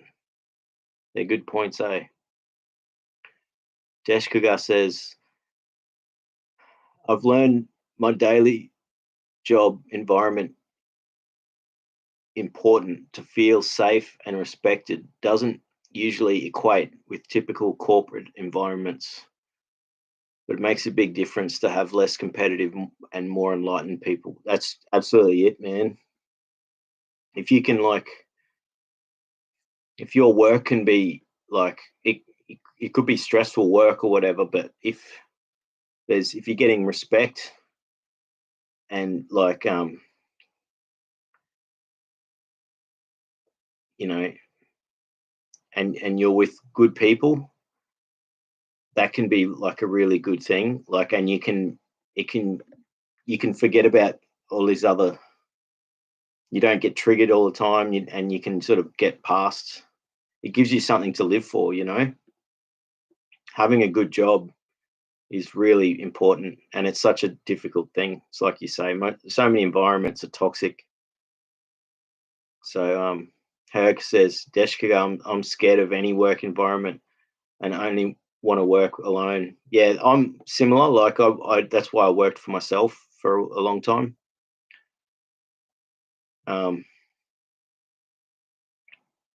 Deshka says, yeah, lol, hey, okay, I understand.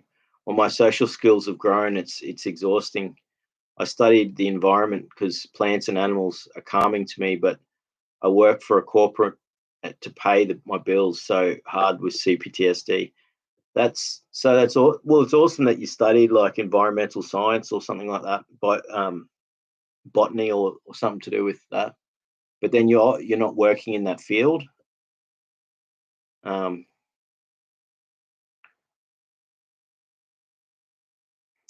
so but you work in it. And this is another thing. I know a lot of people who studied environmental science type stuff, and they end up working for like a mining company or big corporation. So they wanted to work with plants and stuff and the environment, but then they end up working in a high rise building.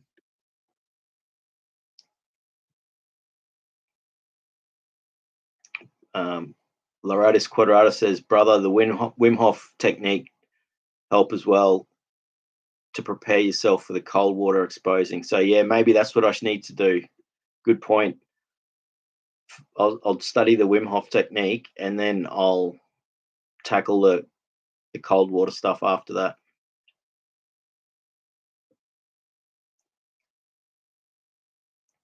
Short for descending Kali Yuga, lol. That's it, man. El Kali Yuga.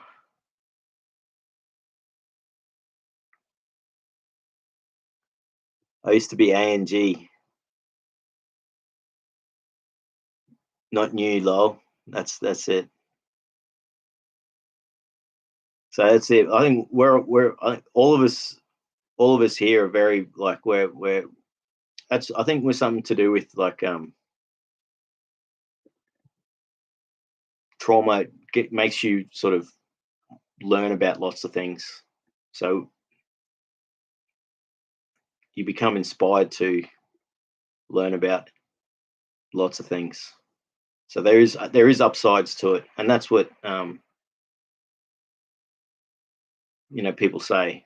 There you can look at the positive sides. There's post-traumatic growth, and there's also you become more aware of the world and interested in things. The unfortunate side is you have the other side, whereas you become restricted because it causes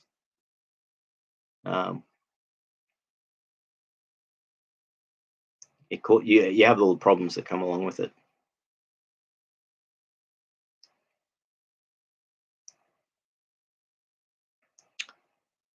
Ultra says, yeah, Deshkaga, I'm not even working at all. I'm actually working to better myself so I can do just 15 hours cleaning per week.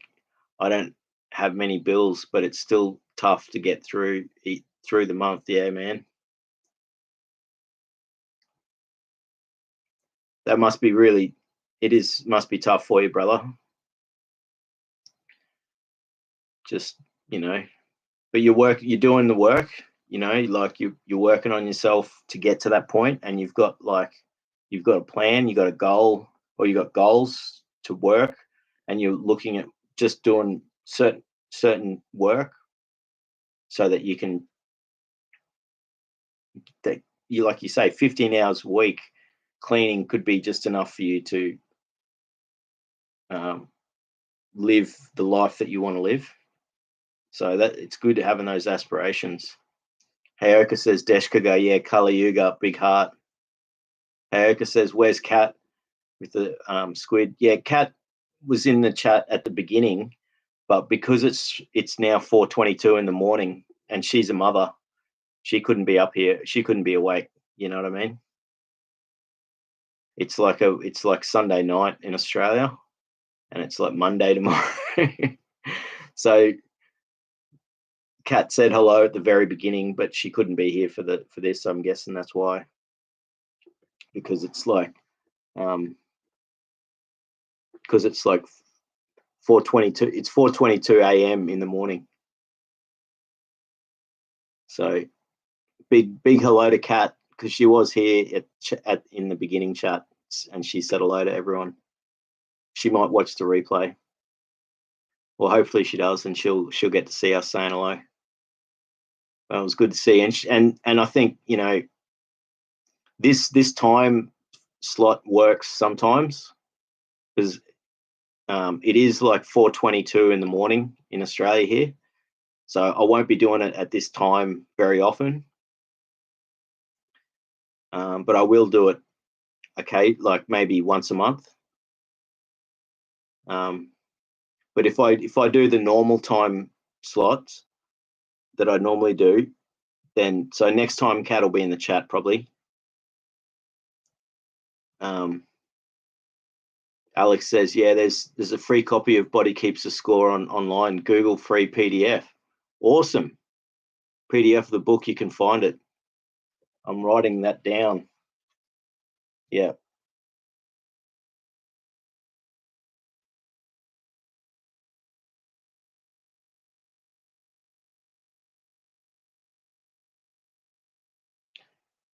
That's awesome. I'll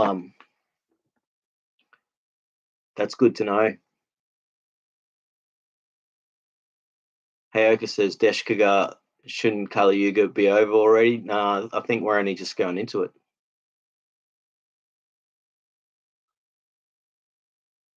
I don't know. That's just my thought. Alex, Hayoka says, Alex, Internet Archive, but I'm not going to read these books in English, German here. Yeah, that's it. You'd probably rather have the German translation of it. And the dude who wrote it, isn't he German or Swiss or something? Or Dutch? But I've been watching his interviews recently. I've only just started watching his interviews, and it's really interesting. He's a smart dude, and he's like a pioneer of the whole trauma informed. It's people like him that are actually helping to change the world. So Loratis Quadrata says, yeah, I live in London, but I'm Italian. There you go. Like many here, haha. That's cool. Well, there you go. I didn't know that. I always thought, because when you said you're Italian, I always just imagined you're in Italy. So now I know. So that's cool. You're in London. That's a big city, and there's lots of galleries there for sure. Hayoka says, okay, guys, one last coffee and I'll go to sleep. Then jokes, JK. Soli says, INFJ, I can't find books in lots of languages. Yeah, that must be difficult because Soli is Spanish. So you end up having to read the try sharing a link in the stream. Try doing it. And if it doesn't work, let me know, Soli. Because it might only be that the host can put a link in the stream. I know it used to be like that.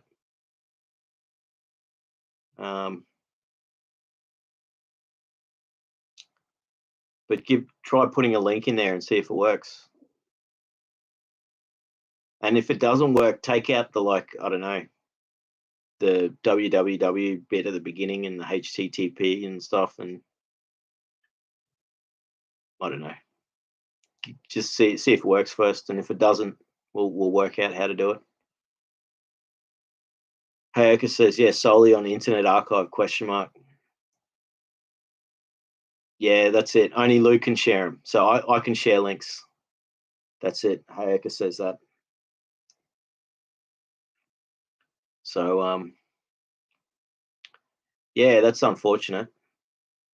So, but if you tell us if it's for finding a book, just tell us the website and then the search terms, and then we can do the search ourselves. So if it's like that, he was saying Internet Archive or Google Docs or no, whatever it is, like Deshkaga says, Hayoka, depends. There is a lot of debate, research, precise dates. However, look at the world we're in. I think it's near over, descending, and I put emphasis on the you because personal growth. That's it. That's interesting.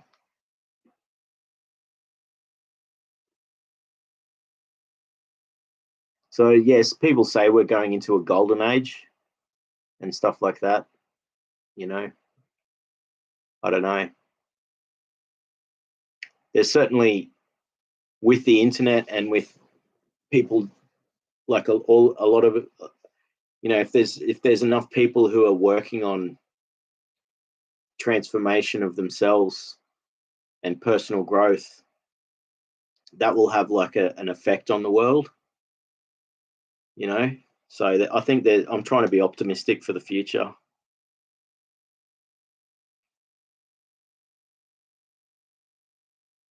Yeah, Deshkaga says helps the transition.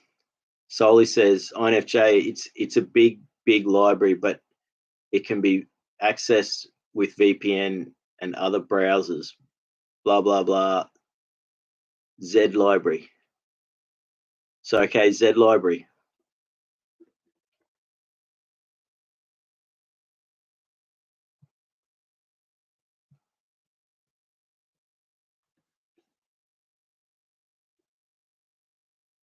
Z Library Project, the world's biggest ebook library, ebooks library. Find books, download free online books store on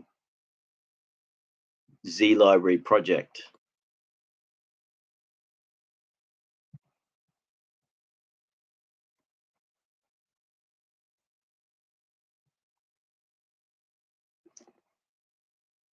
Here we go.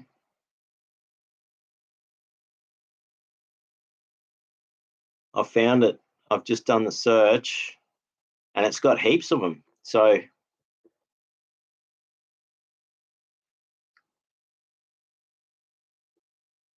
because I'm hosting, I can put the link in the stream. So I'm just pasting. There we go. That's what Soli just said to do the thing. So because I can put the link in, I did a search for Z Library and then I did the search for Body Keeps the Score and there's heaps of results there. So hopefully that works.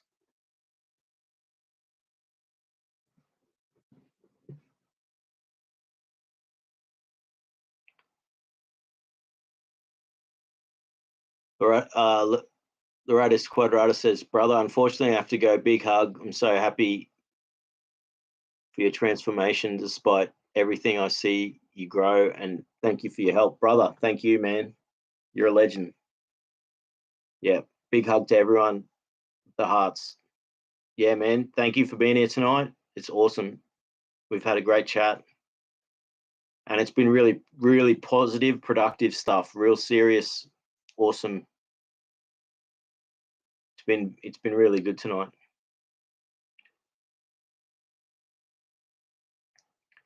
So Deshkaga says, yeah, from my research, the next 60 to 100 years, it's done. The timelines have been messed up and changed. Certain places in the world only recently switched to the Julian calendar in the early 1900s. Yeah, there's all that stuff about the flamenco and all that with all the history being rewritten and 1,000 years missing and all this sort of stuff.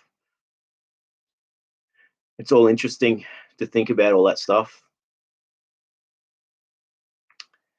And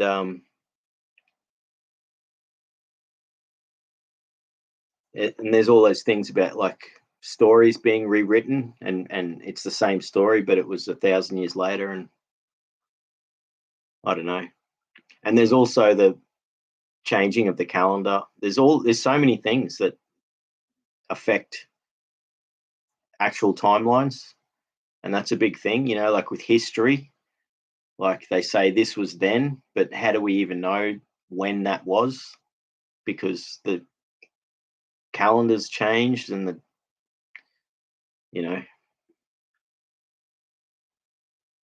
so yeah, it's a really good comment. Soli says bye-bye.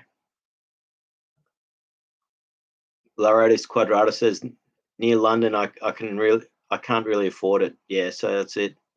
Must be expensive to be in the center of London. INFJ Ultra Hayek says, see you, Lara, with a big heart. Ultra Hayek says, Soli, thanks. I'm going to fire up that VPN in my DuckDuckGo browser. I just put the link there. I don't know if it, I've got it here, Z Library. Body Keeps the Score. I don't know how the actual web page works. I just put the link there, so don't blame me if it's not. But I did an internet search and it was the first thing. And there's a 3-book collection. There's the original.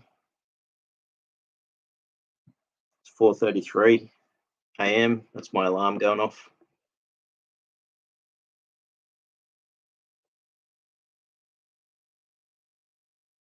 So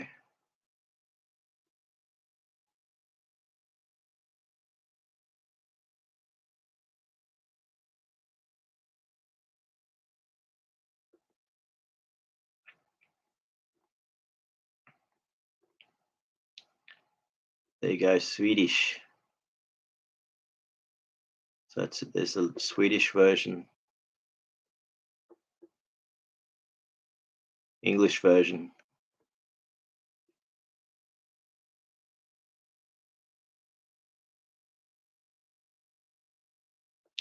Yeah, I'm gonna get an account with this Z library, and so I can get this book. Soli says, yeah, there's everything you want in any language. That's awesome. Thanks for sharing that, dude. I'm gonna be able to read that book now. INFJ Ultra Hack says Desh could go, wow, so interesting. You seem to have lots of knowledge about it. I just always tell people to not look at what's coming next according to the Jainistic cycles, timelines. Don't do it, haha. We're starting to get esoteric and deep stuff here. INFJ Ultra Hacker says solely thumbs up. Yeah, that's it. Thanks for sharing that Z library. It seems to be a good place to get books and stuff.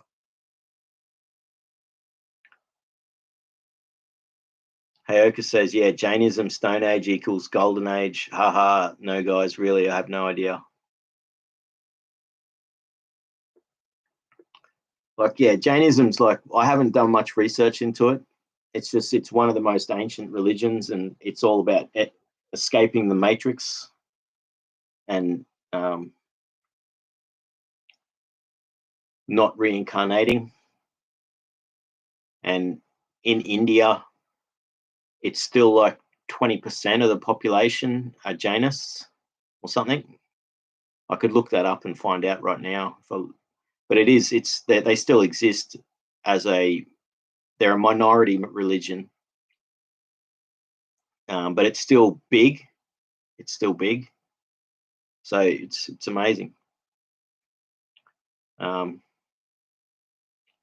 Kagar says, yeah, I like to learn and read about it because it makes my issues seem smaller as we're part of bigger cycles and purpose. That's a great way to look at it, you know. It is, hey. And I sort of I get fascinated by all this you know, hidden knowledge and lost history and like alternative histories of things and esoteric stuff. And it's, you know, I went down the deep dive rabbit holes of like learning about the history of all the parts of the world and like all the different secret societies and the religions. And you know, there's so much, and because history's been rewritten so many times, there's so many. And ancient religions, I love learning about ancient religions. So, but I get to a point where I stop and I pull back, so I never really like learn the whole lot. I sort of learn bits about them and then I move on, but then eventually I come back to it again. I learn a bit more about it. But yeah, I'm the same, Deshkagar. I'm fascinated by all of this stuff, and it helps with the having a distraction. I've sort of given it all a rest for a while. Like like I was saying, I'll stop for a while and then I'll go back to it. But this is sort of inspiring me to sort of, like I said, Jainism is a religion that I haven't really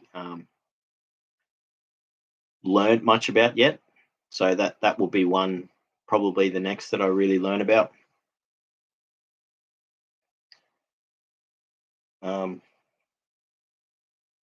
Dash could go 100% bigger picture plus purpose. That's it. Yeah, it is interesting. Ultra says, yeah, that's the most interesting part of how different places can have different timelines. Yes. Germany should be all right, I guess. We'll see. Yeah, that's an interesting thing. Germany's got such a rich history that goes back thousands and thousands and thousands of years, you know? And, you know, Europe, and then you've got Eastern Europe, and then you've got Asia. And I just love how there's this, when you look at ancient history, there's so much there and it just keeps going. All these empires that existed that I never really talked about, because once another empire comes along, they erase the history. And Ultra Herrick's got the big smiley face. Deshkuga says, yeah, looking at some ancient timelines, they are linked with the stars ages as well as zodiac. And if you believe in reincarnation or the karma, things we go through have to do with past debt lessons, healing. That's something that I always thought interesting is like with you have those with that stuff, like if the timelines are messed up, then and that's the whole point, the sort of theory behind changing the timelines disconnects us from our true purpose, or knowing when, if so, if it's done on purpose to prevent people from knowing when certain things are going to happen, if there are cyclical events. So that's a really interesting aspect to that whole thing. So it's sort of like the classic archetype of the hero's journey type thing, where the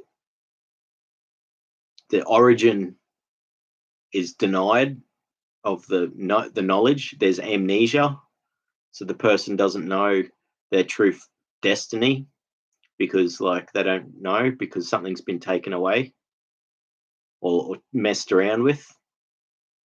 So it prevents them from, it's like saying,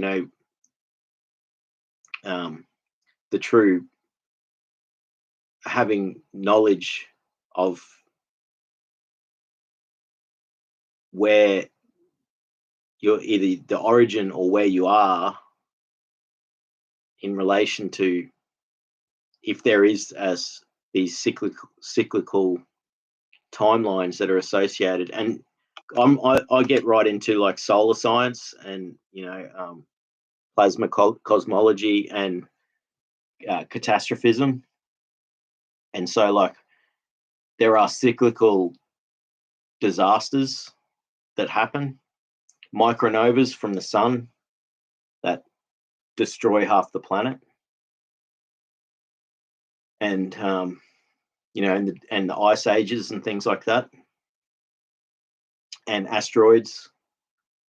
So that those things are all cyclical because as we move around, and and as the sun goes through its cycles,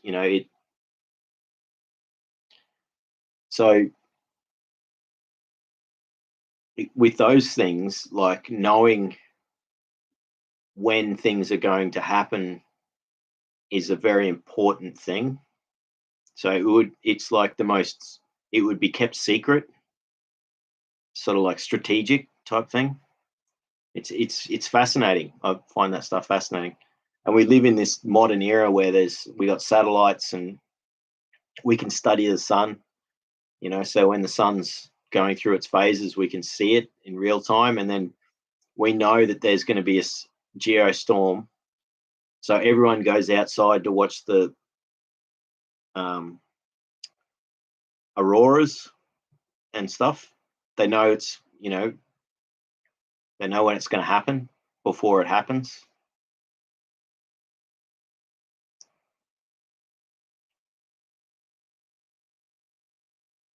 Jessica says the wound is the place where the light enters. Yeah, that's it. Rumi said that, wasn't it?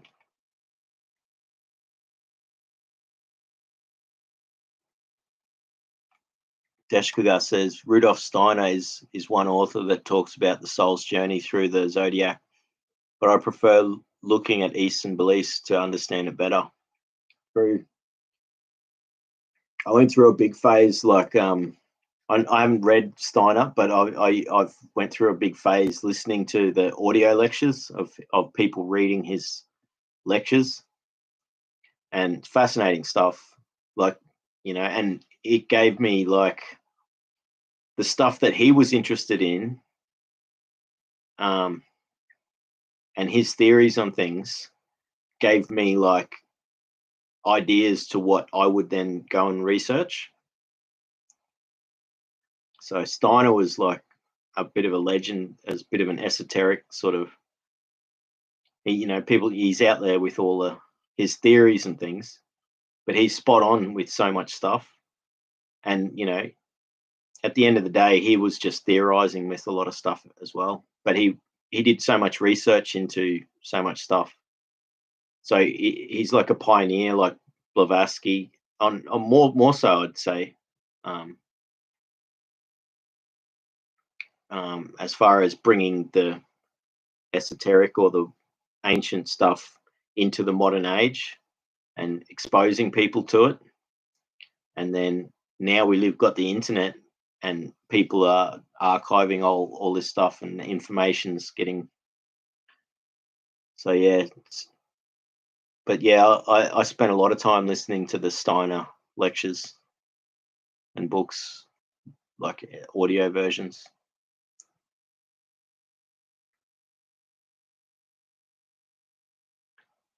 But yeah, you prefer looking at the Eastern beliefs to understand it better. It's interesting. Herga says, Deshkagar, I try to convene myself that karma and reincarnation is magical thinking because there's no way for me to actually verify it. Yeah, let's,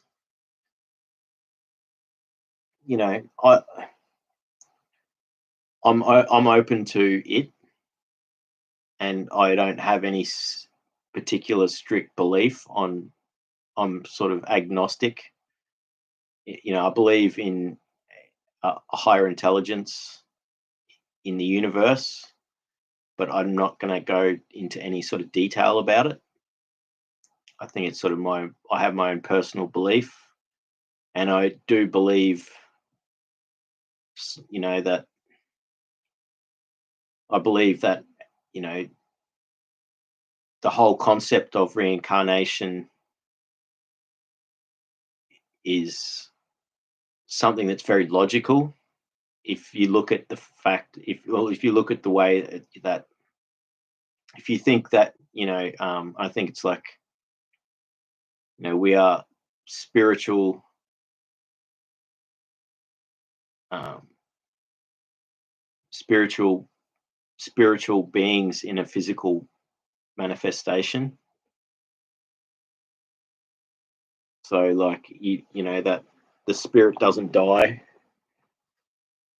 And if you look at metaphysics, like the ancient Poly and like that, they all are based on this idea that the spirit is, or and even modern quantum physics information theory has got a similar concept, that there's the source, the information is out there, and then we tap into it. Consciousness theory, the collective conscious. And so materialism and materialists think that that's all just a load of bollocks. They don't believe any of it.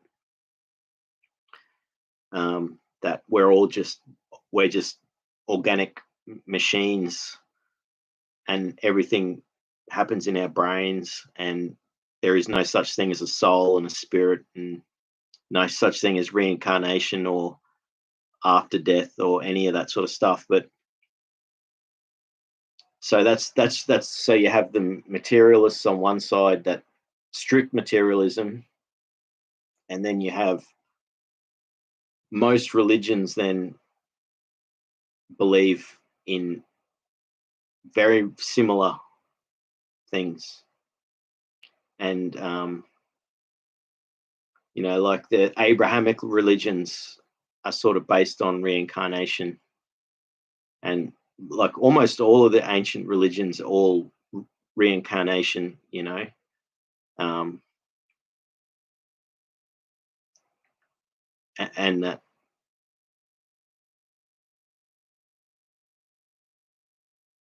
this is all just fascinating stuff. I like, I'm into, but I'm not going to say what I believe on anything here.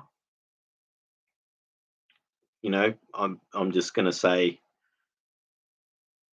I do believe that, like our bodies, we have a spirit and a soul, and that we are connected to the universe, and that the universe is more information than matter, and that there is something magical about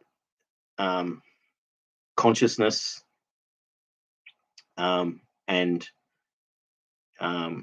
that also that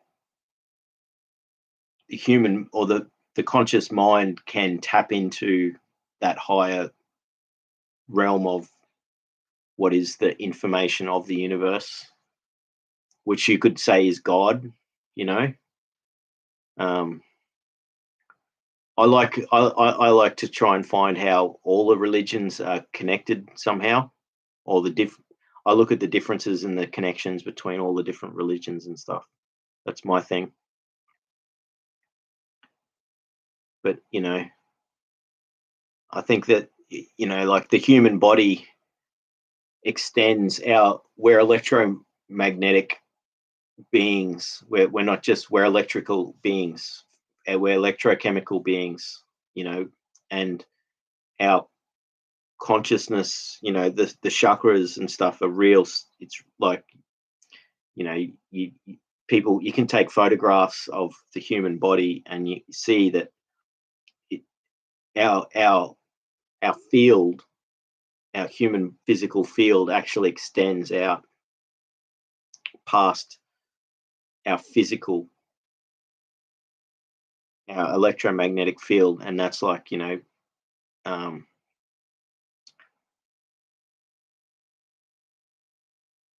fascinating stuff. I love how science and spirituality can sort of coexist, and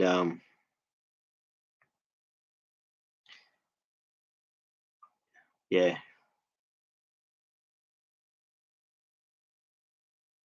But I'm never going to actually state, like, what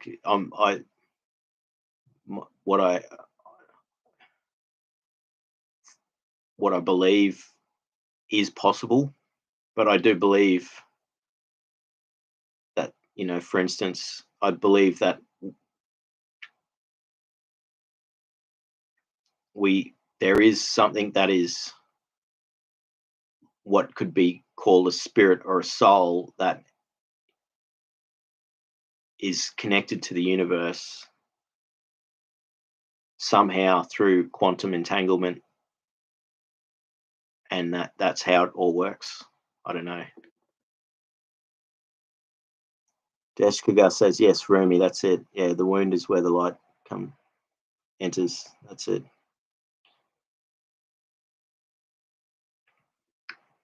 Man, this chat's just gone full deep esoteric stuff, eh?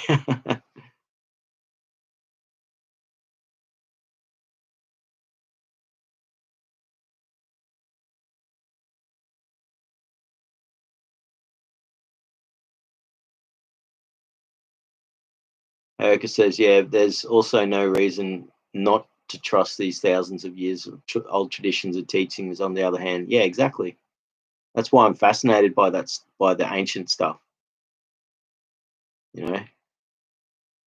and also the indigenous, like the tribal beliefs. Their ways of trying to understand,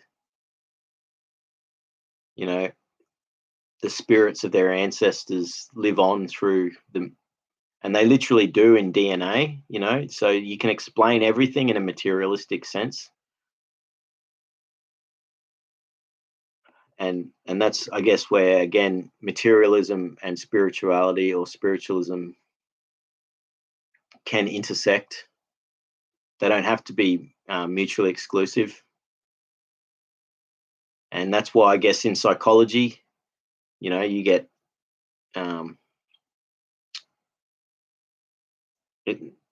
there is the two sides.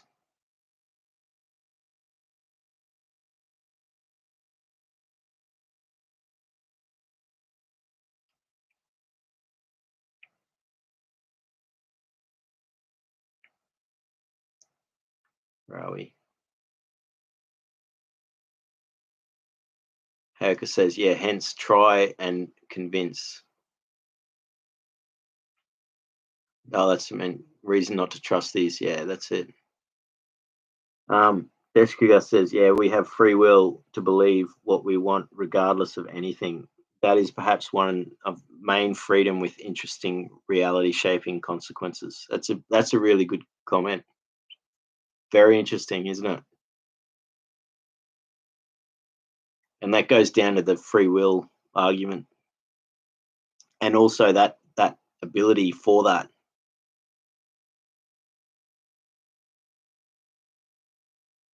Deshkuga says, yeah, Steiner is old worldly, but wordy. He is the way definitely, but worth listen, definitely. Ultraoka says, yeah, so then I just want to exit the matrix by resting in awareness. And no reincarnation, please. That's it. And that's what the Jainists want to do. And other religions are like that as well. I think like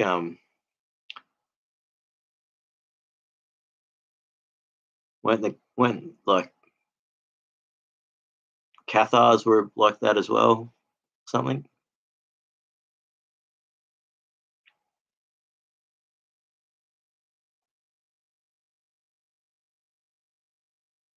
Deshkuga says, yes, third hand white knowledge. I agree 100%.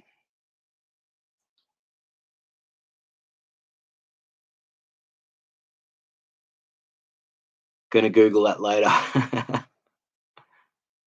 Lol, Heyoka, I meant his Steiner's version of understanding Eastern beliefs. That's it. Because that's what he did. Like he studied Steiner studied all the Eastern beliefs and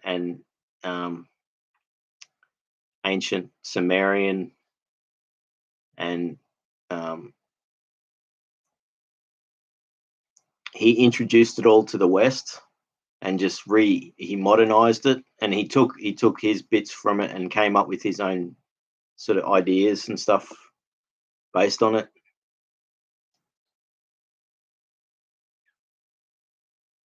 Deshkuga, lol, says Heyoka. Deshkuga says, yes, that is called the wheel of samsara, the wheel of suffering in some Buddhist beliefs. Exiting the matrix karma cycles, very ancient belief. That's it. So yeah, it's not just the Jainists, it's some Buddhist beliefs as well. Heyoka says, all monks and nuns got dissociative identity disorder, Sam Vaknin.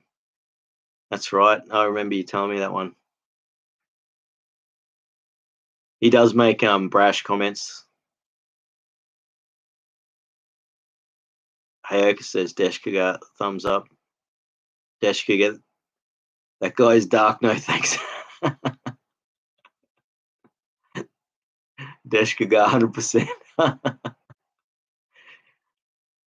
I wonder if, imagine that if Sam was watching this video one day. He's like, I'll tell you.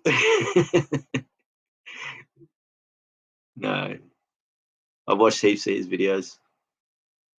But yeah, like I had to stop watching him. But, he has bad aura and his voice is like nails and chalkboard, but you're referencing him, you reference him interesting.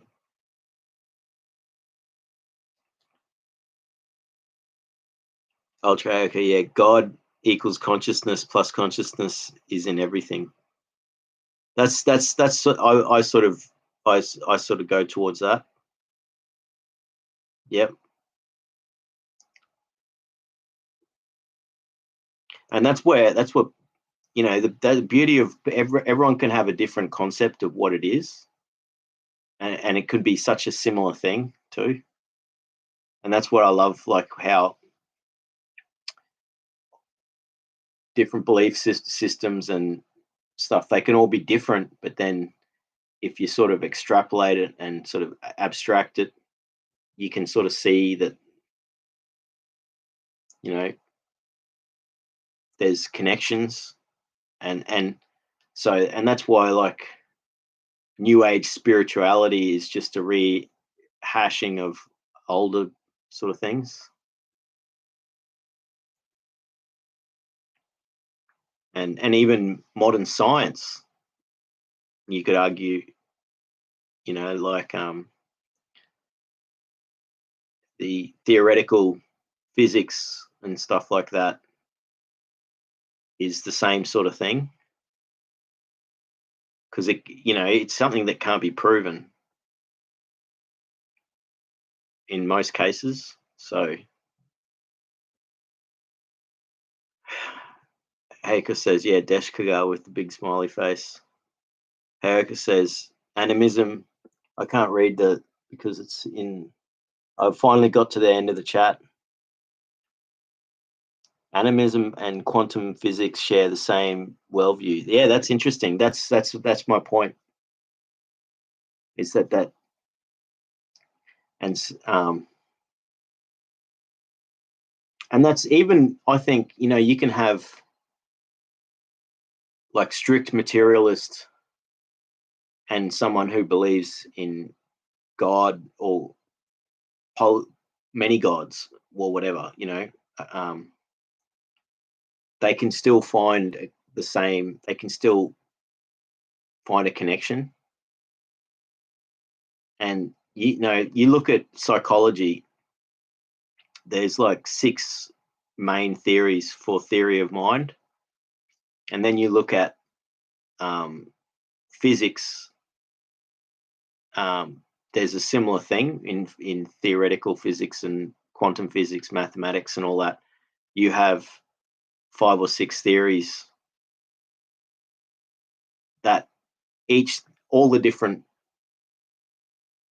theories might interconnect in certain ways, and they'll also explain different things differently. So I don't know. I think I'm sort of agnostic, or not agnostic. I think I sit on the fence with a lot of stuff. I like to find the interconnectedness with stuff, and things that are shared, things that can be shared across cultures and across religions and disciplines as well. And that's where I find things fascinating, is that, you know, if you look at the universe and matter and energy, you know, frequency, like, you know, like what Tesla, you know, everything's frequency and vibration and energy,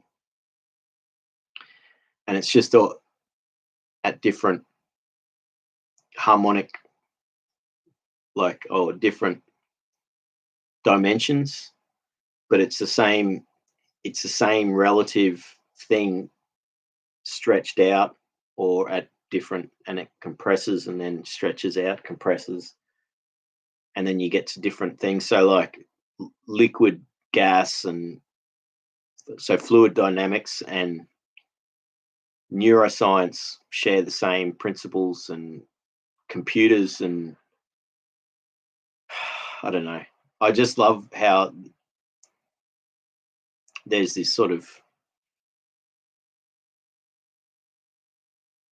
magic, like it's endless, really, just the knowledge and the possibilities of things. But the simplicity, like things for me, um, you know, like the with metaphysics, everything goes down to the most simple. It can be reduced down to the most simple things, and that then gets replicated out. And so that's water. And if you look at most religions, the higher God is the God of water, or it's represented as water. And metaphysics looks at water as being the constant in the universe, that the incommensurable. What is it? I'm a bit tired at the moment, but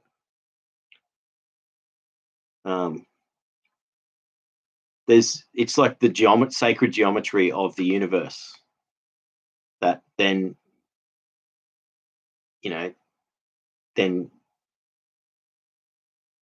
becomes everything.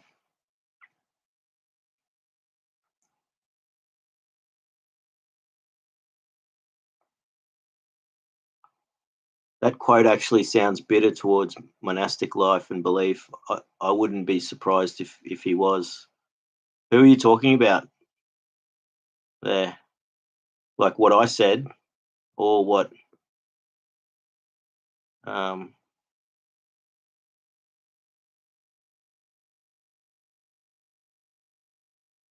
I don't even know what I said.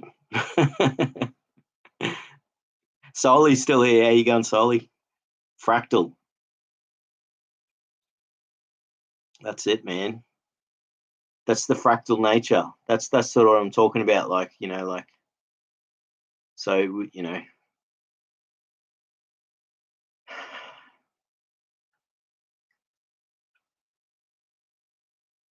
you could look at the whole universe as just being fractal, one big fractal. And so that there's a particular, like there's with fractals, you have, it's like, similar to like the Fibonacci sequence and all that, you have an algorithm, and then that algorithm is what dictates the shape of the fractals. But there is like a particular code that is what then is everything. And then from that, you get derivatives that are different, which is what then becomes matter.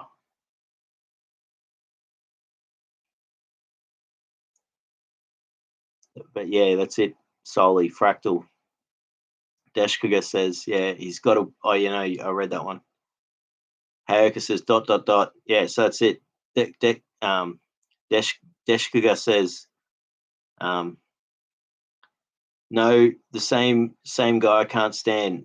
Voldemort. Lol. It's like Jordan Peterson advertisements drive me nuts. The more a certain face pops up on my computer, I think they're shills. That's a classic one. Hayoka says, haha, no ad block. Yeah, I don't have ad block. I end up getting all the ads. I haven't bothered with ad blocking. But it's been an awesome chat tonight. Like we've really gone deep in some esoteric stuff. And like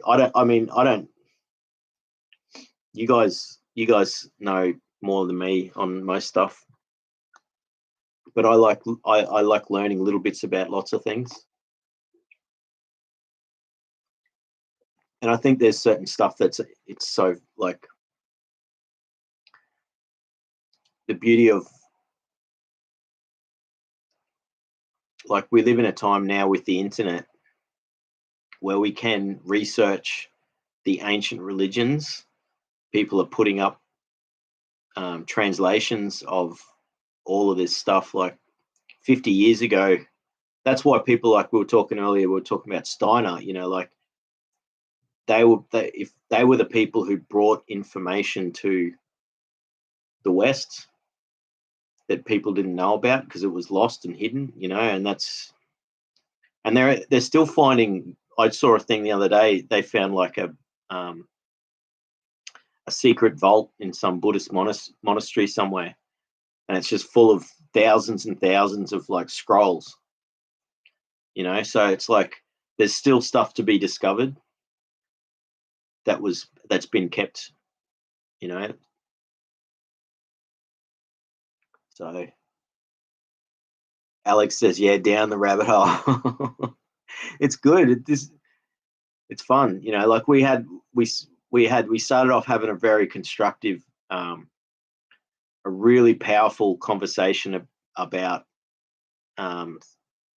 therapy, CPTSD, ADHD, techniques that we do, like do it yourself, teaching yourself, healing yourself. That was a really awesome chat. And then we just sort of started branching off into this esoteric stuff, which has been a lot of fun. Ultra Hag says, what the heck? That's it. It's good to do this stuff, you know. Soli says, off topic, but my nickname in SoundCloud is Solicis. I submitted 2 songs. Yeah, cool, man. I'll find you on there, and I'll subscribe to you, and then you'll be able to find me.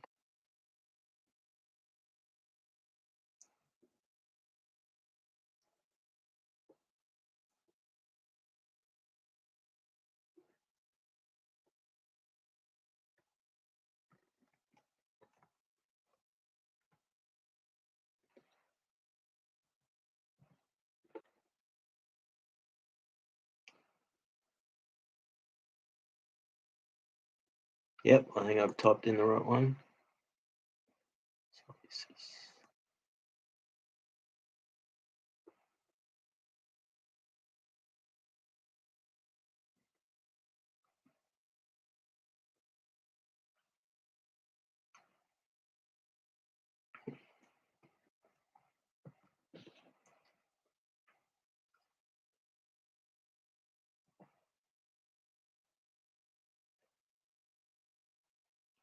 There's someone on SoundCloud called Soli. It hasn't come up with you yet.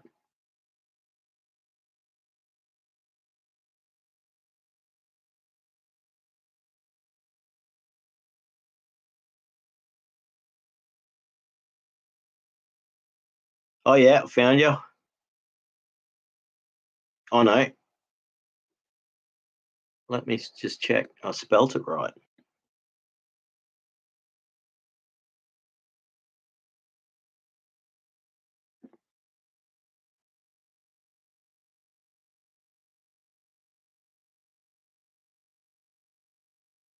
Yeah. I can't find you on there, man. I typed in your name and it's not coming up.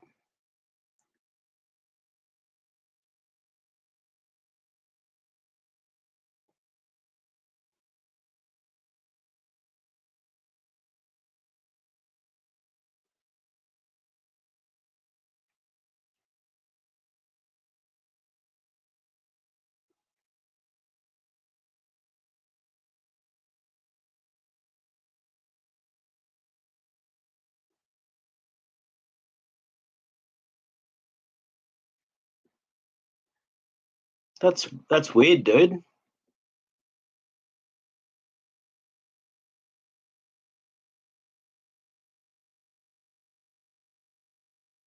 I can't find you on SoundCloud. I've just done a search. That sucks.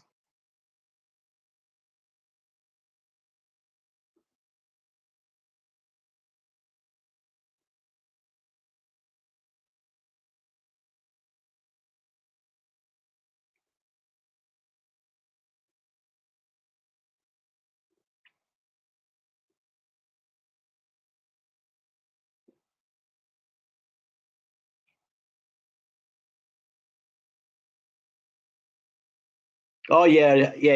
I found you. You got 2 tracks. Hold My Hand and the fourth law.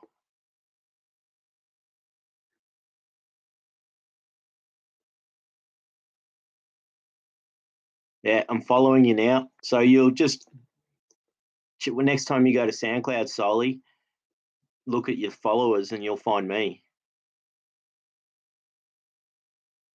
I'll listen to your tracks tomorrow or later today. Now it's like 5 o'clock.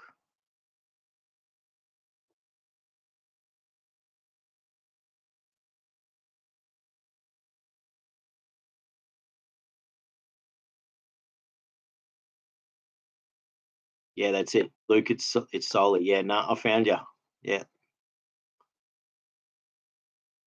No, Noah's still here. Awesome. I'm still here sneak listening with one earbud. Awesome.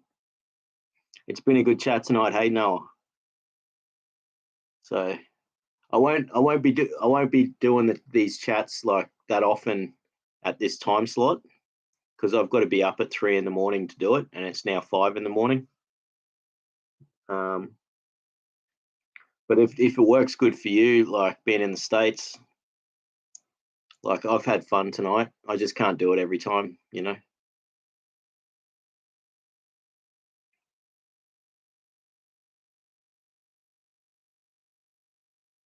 But it's good to know you're still here, Noah. Deshkiga says some people intentionally cause others trauma. If you're healing, you learn to go towards those that do not. Yeah, that's it. And um,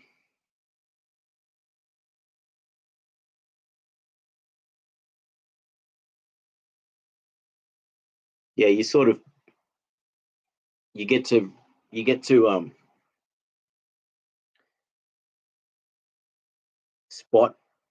You can see that. You know, I had the problem this week where I got triggered um, in conversation when someone mentioned someone's name, and I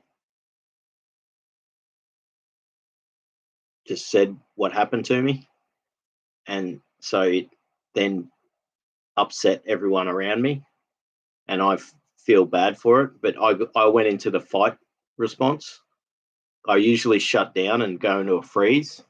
What happened was I ended up traumatizing people around me by telling them what happened to me, and so I've got to be careful. And you know, so but yeah, awesome, Soli. It's it's cool, man. Yeah, have a listen to my tracks.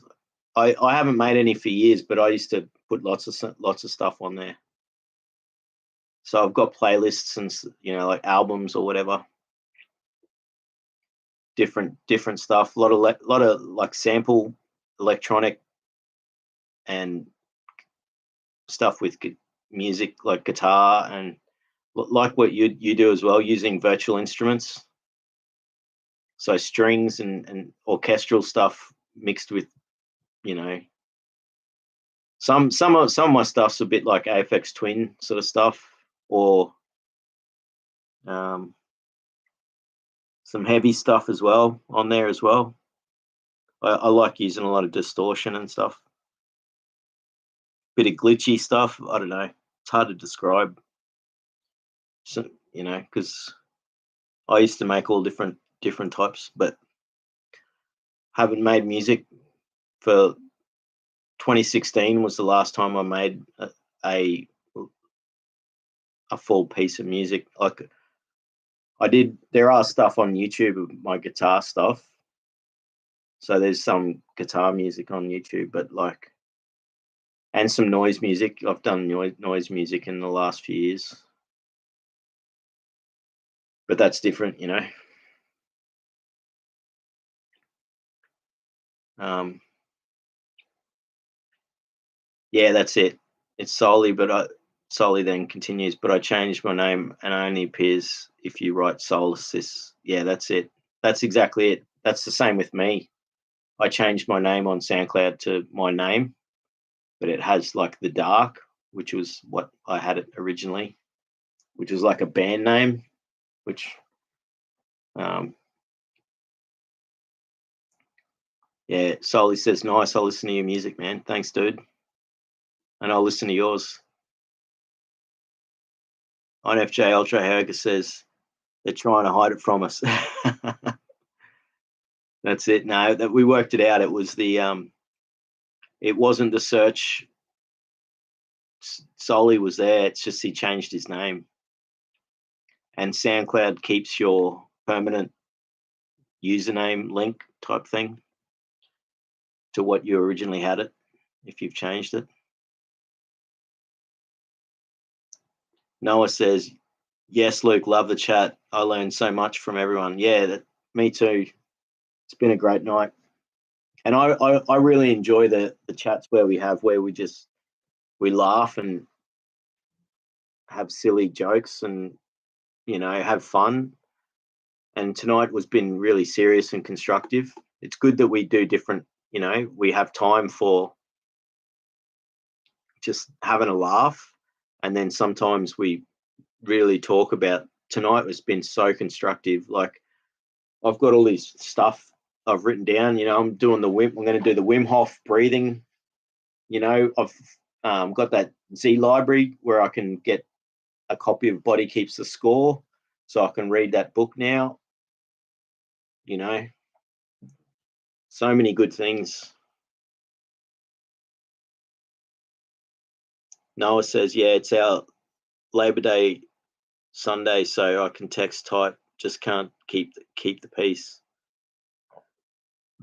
So there's what, parties going on or something like that?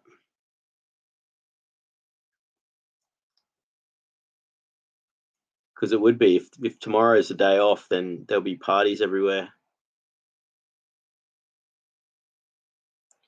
Dash Kicker says, yeah, I like the title for this chat, Luke, Trust Yourself. Awesome, thank you. It shaped some of the currents in this chat. I apologize, my repulsion of certain beings' content changed my mood. I got triggered, sorry. No, that's all right.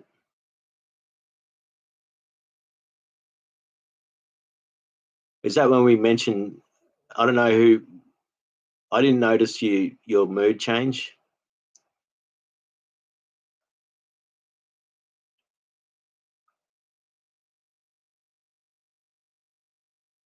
I didn't notice that at all. Ayoka says, look, you're making good use of your insomnia. That's it. It worked out. It actually worked out good because, like, I've had insomnia now for a week. I have had sleep every day, but I haven't been able to get to sleep till like 5 or 6 in the morning. So it almost. Oh yes, yeah. I think it was Deshka. You mean when we're talking about Vaknin? He's probably going to watch. He's probably got like some search algorithm that searches YouTube transcriptions, right? And he's going to like search and find us because he's like, because he's seen his name come up on like some transcription. He's got a bot crawler that searches YouTube transcriptions of the AI automatic closed captions feature.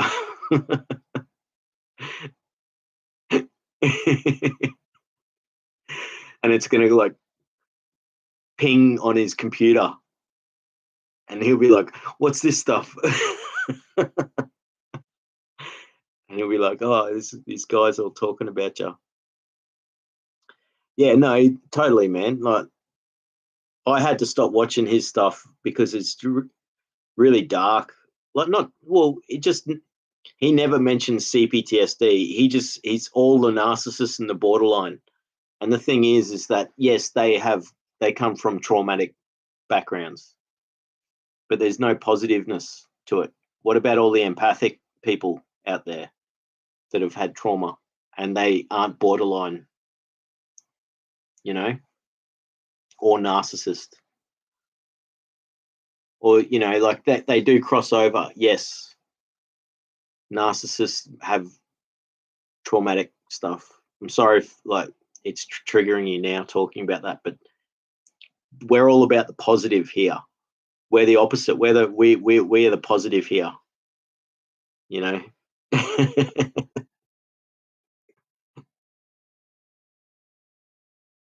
So Noah says, I'm with INFJ. Thank you for putting on this on for us, but hopefully you'll get sleep as well. I stayed up till 5 a.m. because I thought you guys were going to hear it the rig. Oh no, Noah. Sorry about that. I thought you knew. I put a message through during the week that I was going to put this on at a special time, so it was going to be during the daytime for you. I did this for you, Noah. You and Johan and Red Rose is usually here as well, but like she's not here tonight, sadly. But she's usually here as well when it's on at the other times. So well, I don't know. Like I said, I'll probably do this time like once a month or once every so often. But usually it'll be back at the other time slot, so it's like not so bad for me. So I can sort of have regular sleep.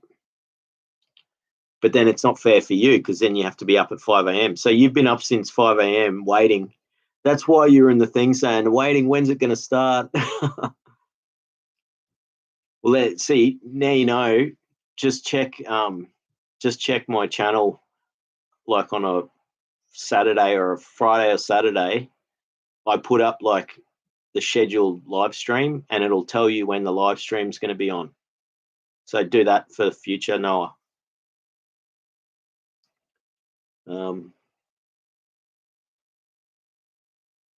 But thank you, Noah. Like, thanks for that. I really feel honored for contributing to this community. And, we're all here for each other, sharing information and encouraging each other. And we've all had a good time tonight.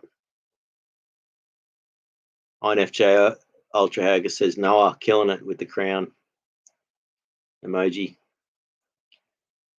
Noah says INFJ with the smiley face with the hearts. Yes, Deshkaga says, yeah, he said himself he's a sadistic narcissist. to put his voice on. He's going to see this now, eh? He's going to go, oh, there's these CPTSD guys that talking about me. That's so funny. But true. He's honest. He's honest about it. He goes, I'm a sadistic, He goes, yes. He also says he's into group sex and kink. He said that. I've watched many of his videos. He goes, yes. And, that's what he said. He said he's into group sex and kink. So, and he's a professor of psychology. So he's not afraid to say stuff on YouTube. It's funny. You got to laugh. So like I always think this is a joke. Like if he invites you to dinner with you, like invites you to dinner, the professor invites you to dinner with your wife, don't go. He's going to try and crack onto your wife, or something, or both of you. Who knows? It's like this is him making these jokes. I don't know if he's not making jokes. He's being serious. We're the ones having a just joke because he puts thousands of videos out there and they are informative. But yes, sorry if it's triggering because we'll stop talking about it. But yeah, it is funny. Deshkaga and psychopath, malignant narcissist. It's true. Maybe that's why that's all he talks about.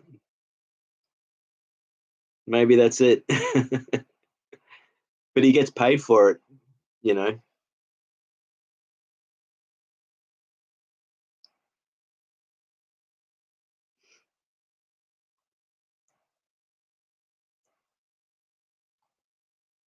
Heyoka continues, yeah, but I could still go on for hours about the narcissistic borderline and stuff with the laughy face with the tears.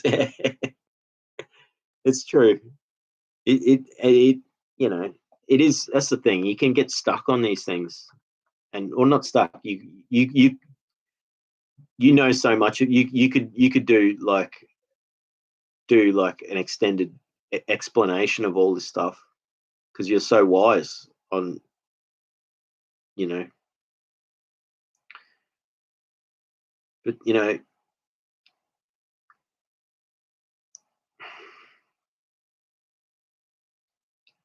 it's funny. We're having a laugh. It's good. Deshkaga says, yeah. Hayoga says, Deshkaga, I think SV is just subscribed to my channel. That's it, mate. Totally. You watch next video he puts up. It'll be CPTSD. He'll be finally talking about it. He'll go, actually, like there's the other side. That trauma doesn't always turn you into the borderline and the narcissists. Trauma can actually make you an empathic person. That can make you interesting. You're still broken, but you know, like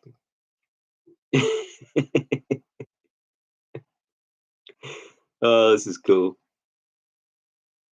Noah says, oops, sorry. Okay, I'm happy with the regular time. Oh, cool. That's good, Noah. Well, um, I mean, it was good that Johan was here because he was able to be here for a while. But if you're happy with the regular time, that's good for me. Because it's good for Europe as well, and it's good for Australia. And there's a couple of Aussies that are in the chat, so that's awesome. So it'll be, and so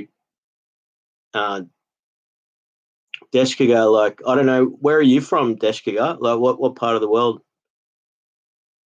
But yeah, Deshkaga says, yeah, whatever you're into, Sam V, and getting off of Samsara, lol. Good luck. Oh, totally.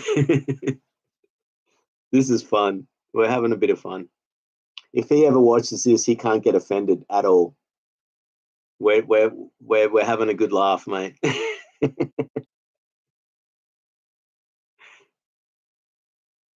INFJ says when SV got tested for psychopathy, he said he's now making a living out of his mental illness, and I got inspired by that. Yeah, well, true.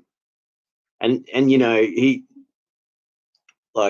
was an investment banker and stuff as well.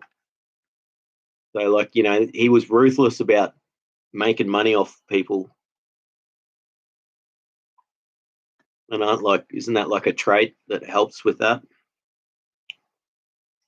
Deshkaga says, yeah, Luke, thanks, 100 USA. Yeah, cool, dude. So like next time it might be like 5 a.m. in the morning or something when it's on this chat. So it's good that you were able to be here now. And that's why I did this time slot, so that it suited America. Because it hasn't for all the other live streams. It's always been, I always started at 6 o'clock in the nighttime type thing here. So,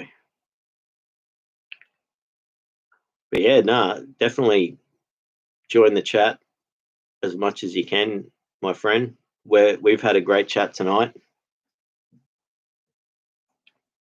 and it's been awesome.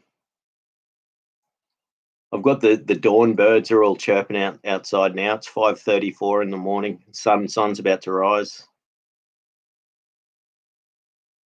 So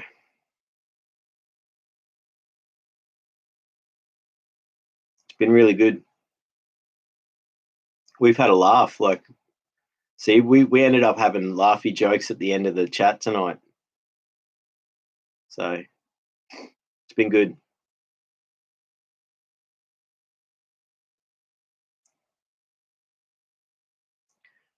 But it's probably time. It's 3 hours now. It's probably time I end the chat soon, just because I will need to get to sleep sometime soon. And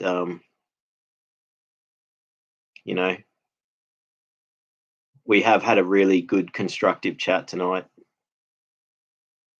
and we've also had a fun esoteric down the rabbit hole, ancient civilizations and lost timelines, and all that stuff, reincarnation, spirits, talking about all different stuff. So it's been fun. Noah says, "You're awesome. Everyone is awesome." Thank you, Noah. And Wim Hof breathing is what I've been trying to remember. That's it. That's good. Yeah, it's good. I wrote it down in my book. So yes, now Wim Hof method. That's been a really good thing for tonight. Is I'm going to learn that, and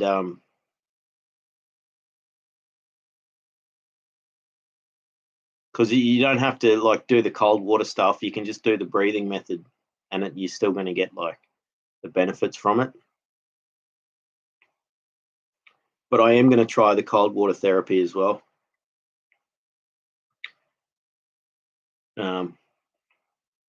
But I'll be trying the Wim Hof breathing method first.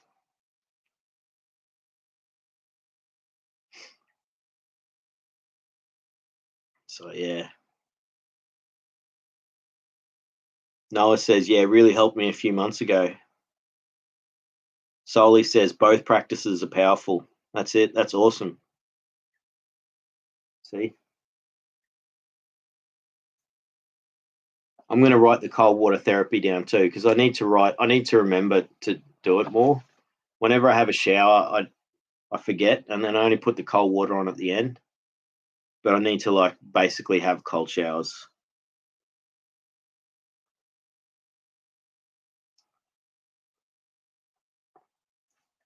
I need to do that. And I made a sort of a challenge a couple of streams back where I said I was going to go and swim in the reservoir nearby, which is freezing, and I haven't done it. But I didn't do it because we got rain, and you can't go swimming there when it rains because it gets all the bacteria in there.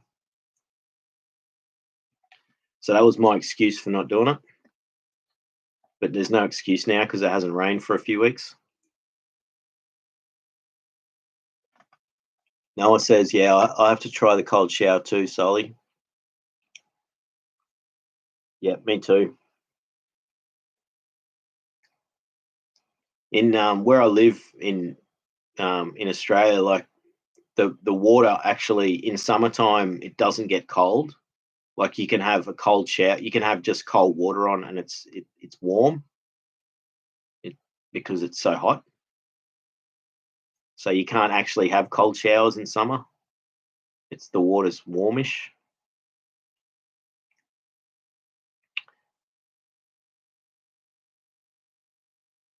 Noah says, yeah, where's INFJ so I can say good day? Is he in the bathroom? Maybe he is. There's still 5 people here in the chat. Maybe he's making a coffee. That might be it. Because he would say he wouldn't just leave. He'd say goodbye. But there's no offense if anyone just drops out and you feel like you need to go or whatever, and you don't say goodbye. We're not going to be offended. But everyone usually does. We all usually say goodbye when we do leave. The He certainly has disappeared, but I would say he's making a coffee or he's in the dunny, the toilet, the John, the bathroom. That's the thing. The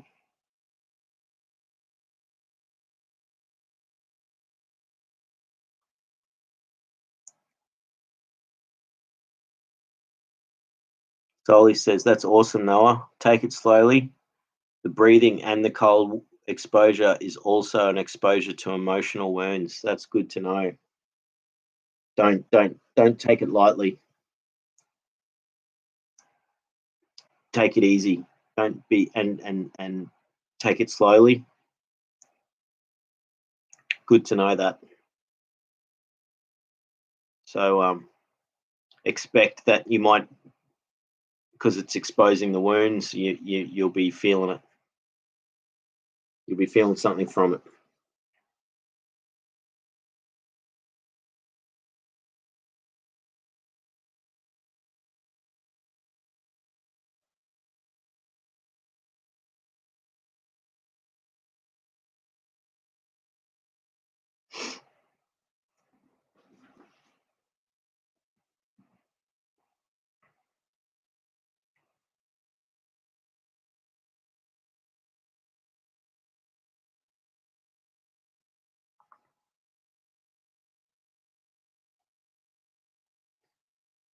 Yeah, look, I'll probably maybe go another 5 minutes and then I'll probably end the stream because I'm starting to get a bit tired. It's been awesome. We've all got stuff, like we've all learnt stuff tonight, and we were able to connect, share tips, and give each other stuff to do. So I'm excited to learn this Wim Hof, and you know, Deshkaga has got like the butterflies and the birds, and is that fish? I don't know what the other emoji is. Yes, thanks for the chat, Luke. Good exercises, support, and contemplations. Rest well. Thank you, man. Stars. Yes, that's it. Thank you. I've really enjoyed it, and it's it's like I get overwhelmed sometimes with these chats, like how powerful it is, because we can all connect and understand the pain and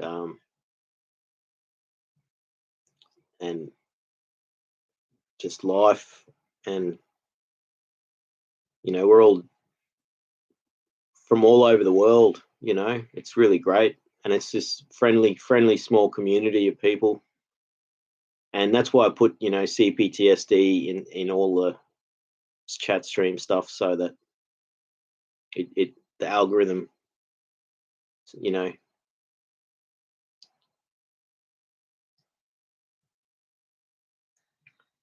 Tism solely for the tip. If I can't say bye, I'll say bye now. And Luke and everyone, yeah, that's it. I think we're all saying goodbyes now. We're all saying thanks for the night. Thanks. So yeah, thank you, Noah. Thanks for being here. Thank you, Deshkaga, INFJ, Ultra Hayoka, wherever you are, brother. Thanks for being here. It's been a great night. And Soli, thanks for being here. I'm going to listen to your music later on today. And so there's 5 people in the thing. Noah's got the hearts. Thank you, Noah. Yep, Soli says bye. Bye. Awesome. That's it. It's probably good time. Look, INFJ Ultra Hayoka disappeared, but if he was still here, he's saying goodbye to us all anyway, so he must have just dropped out or something. So I'll end the stream and just imagine he's saying goodbye to everyone anyway. And yeah, thanks again, and look forward to the next one in a week. And I've got stuff to do now. I've got a list of stuff to do. So, oh yeah, hey Oko, you're still here, brother? Good night. Well, we're shutting the stream down now. So yeah, thanks, brother. We've had a great night, eh? It's been good. Well, we've all enjoyed it. So, you know, till next time. Much love to everyone. See yous.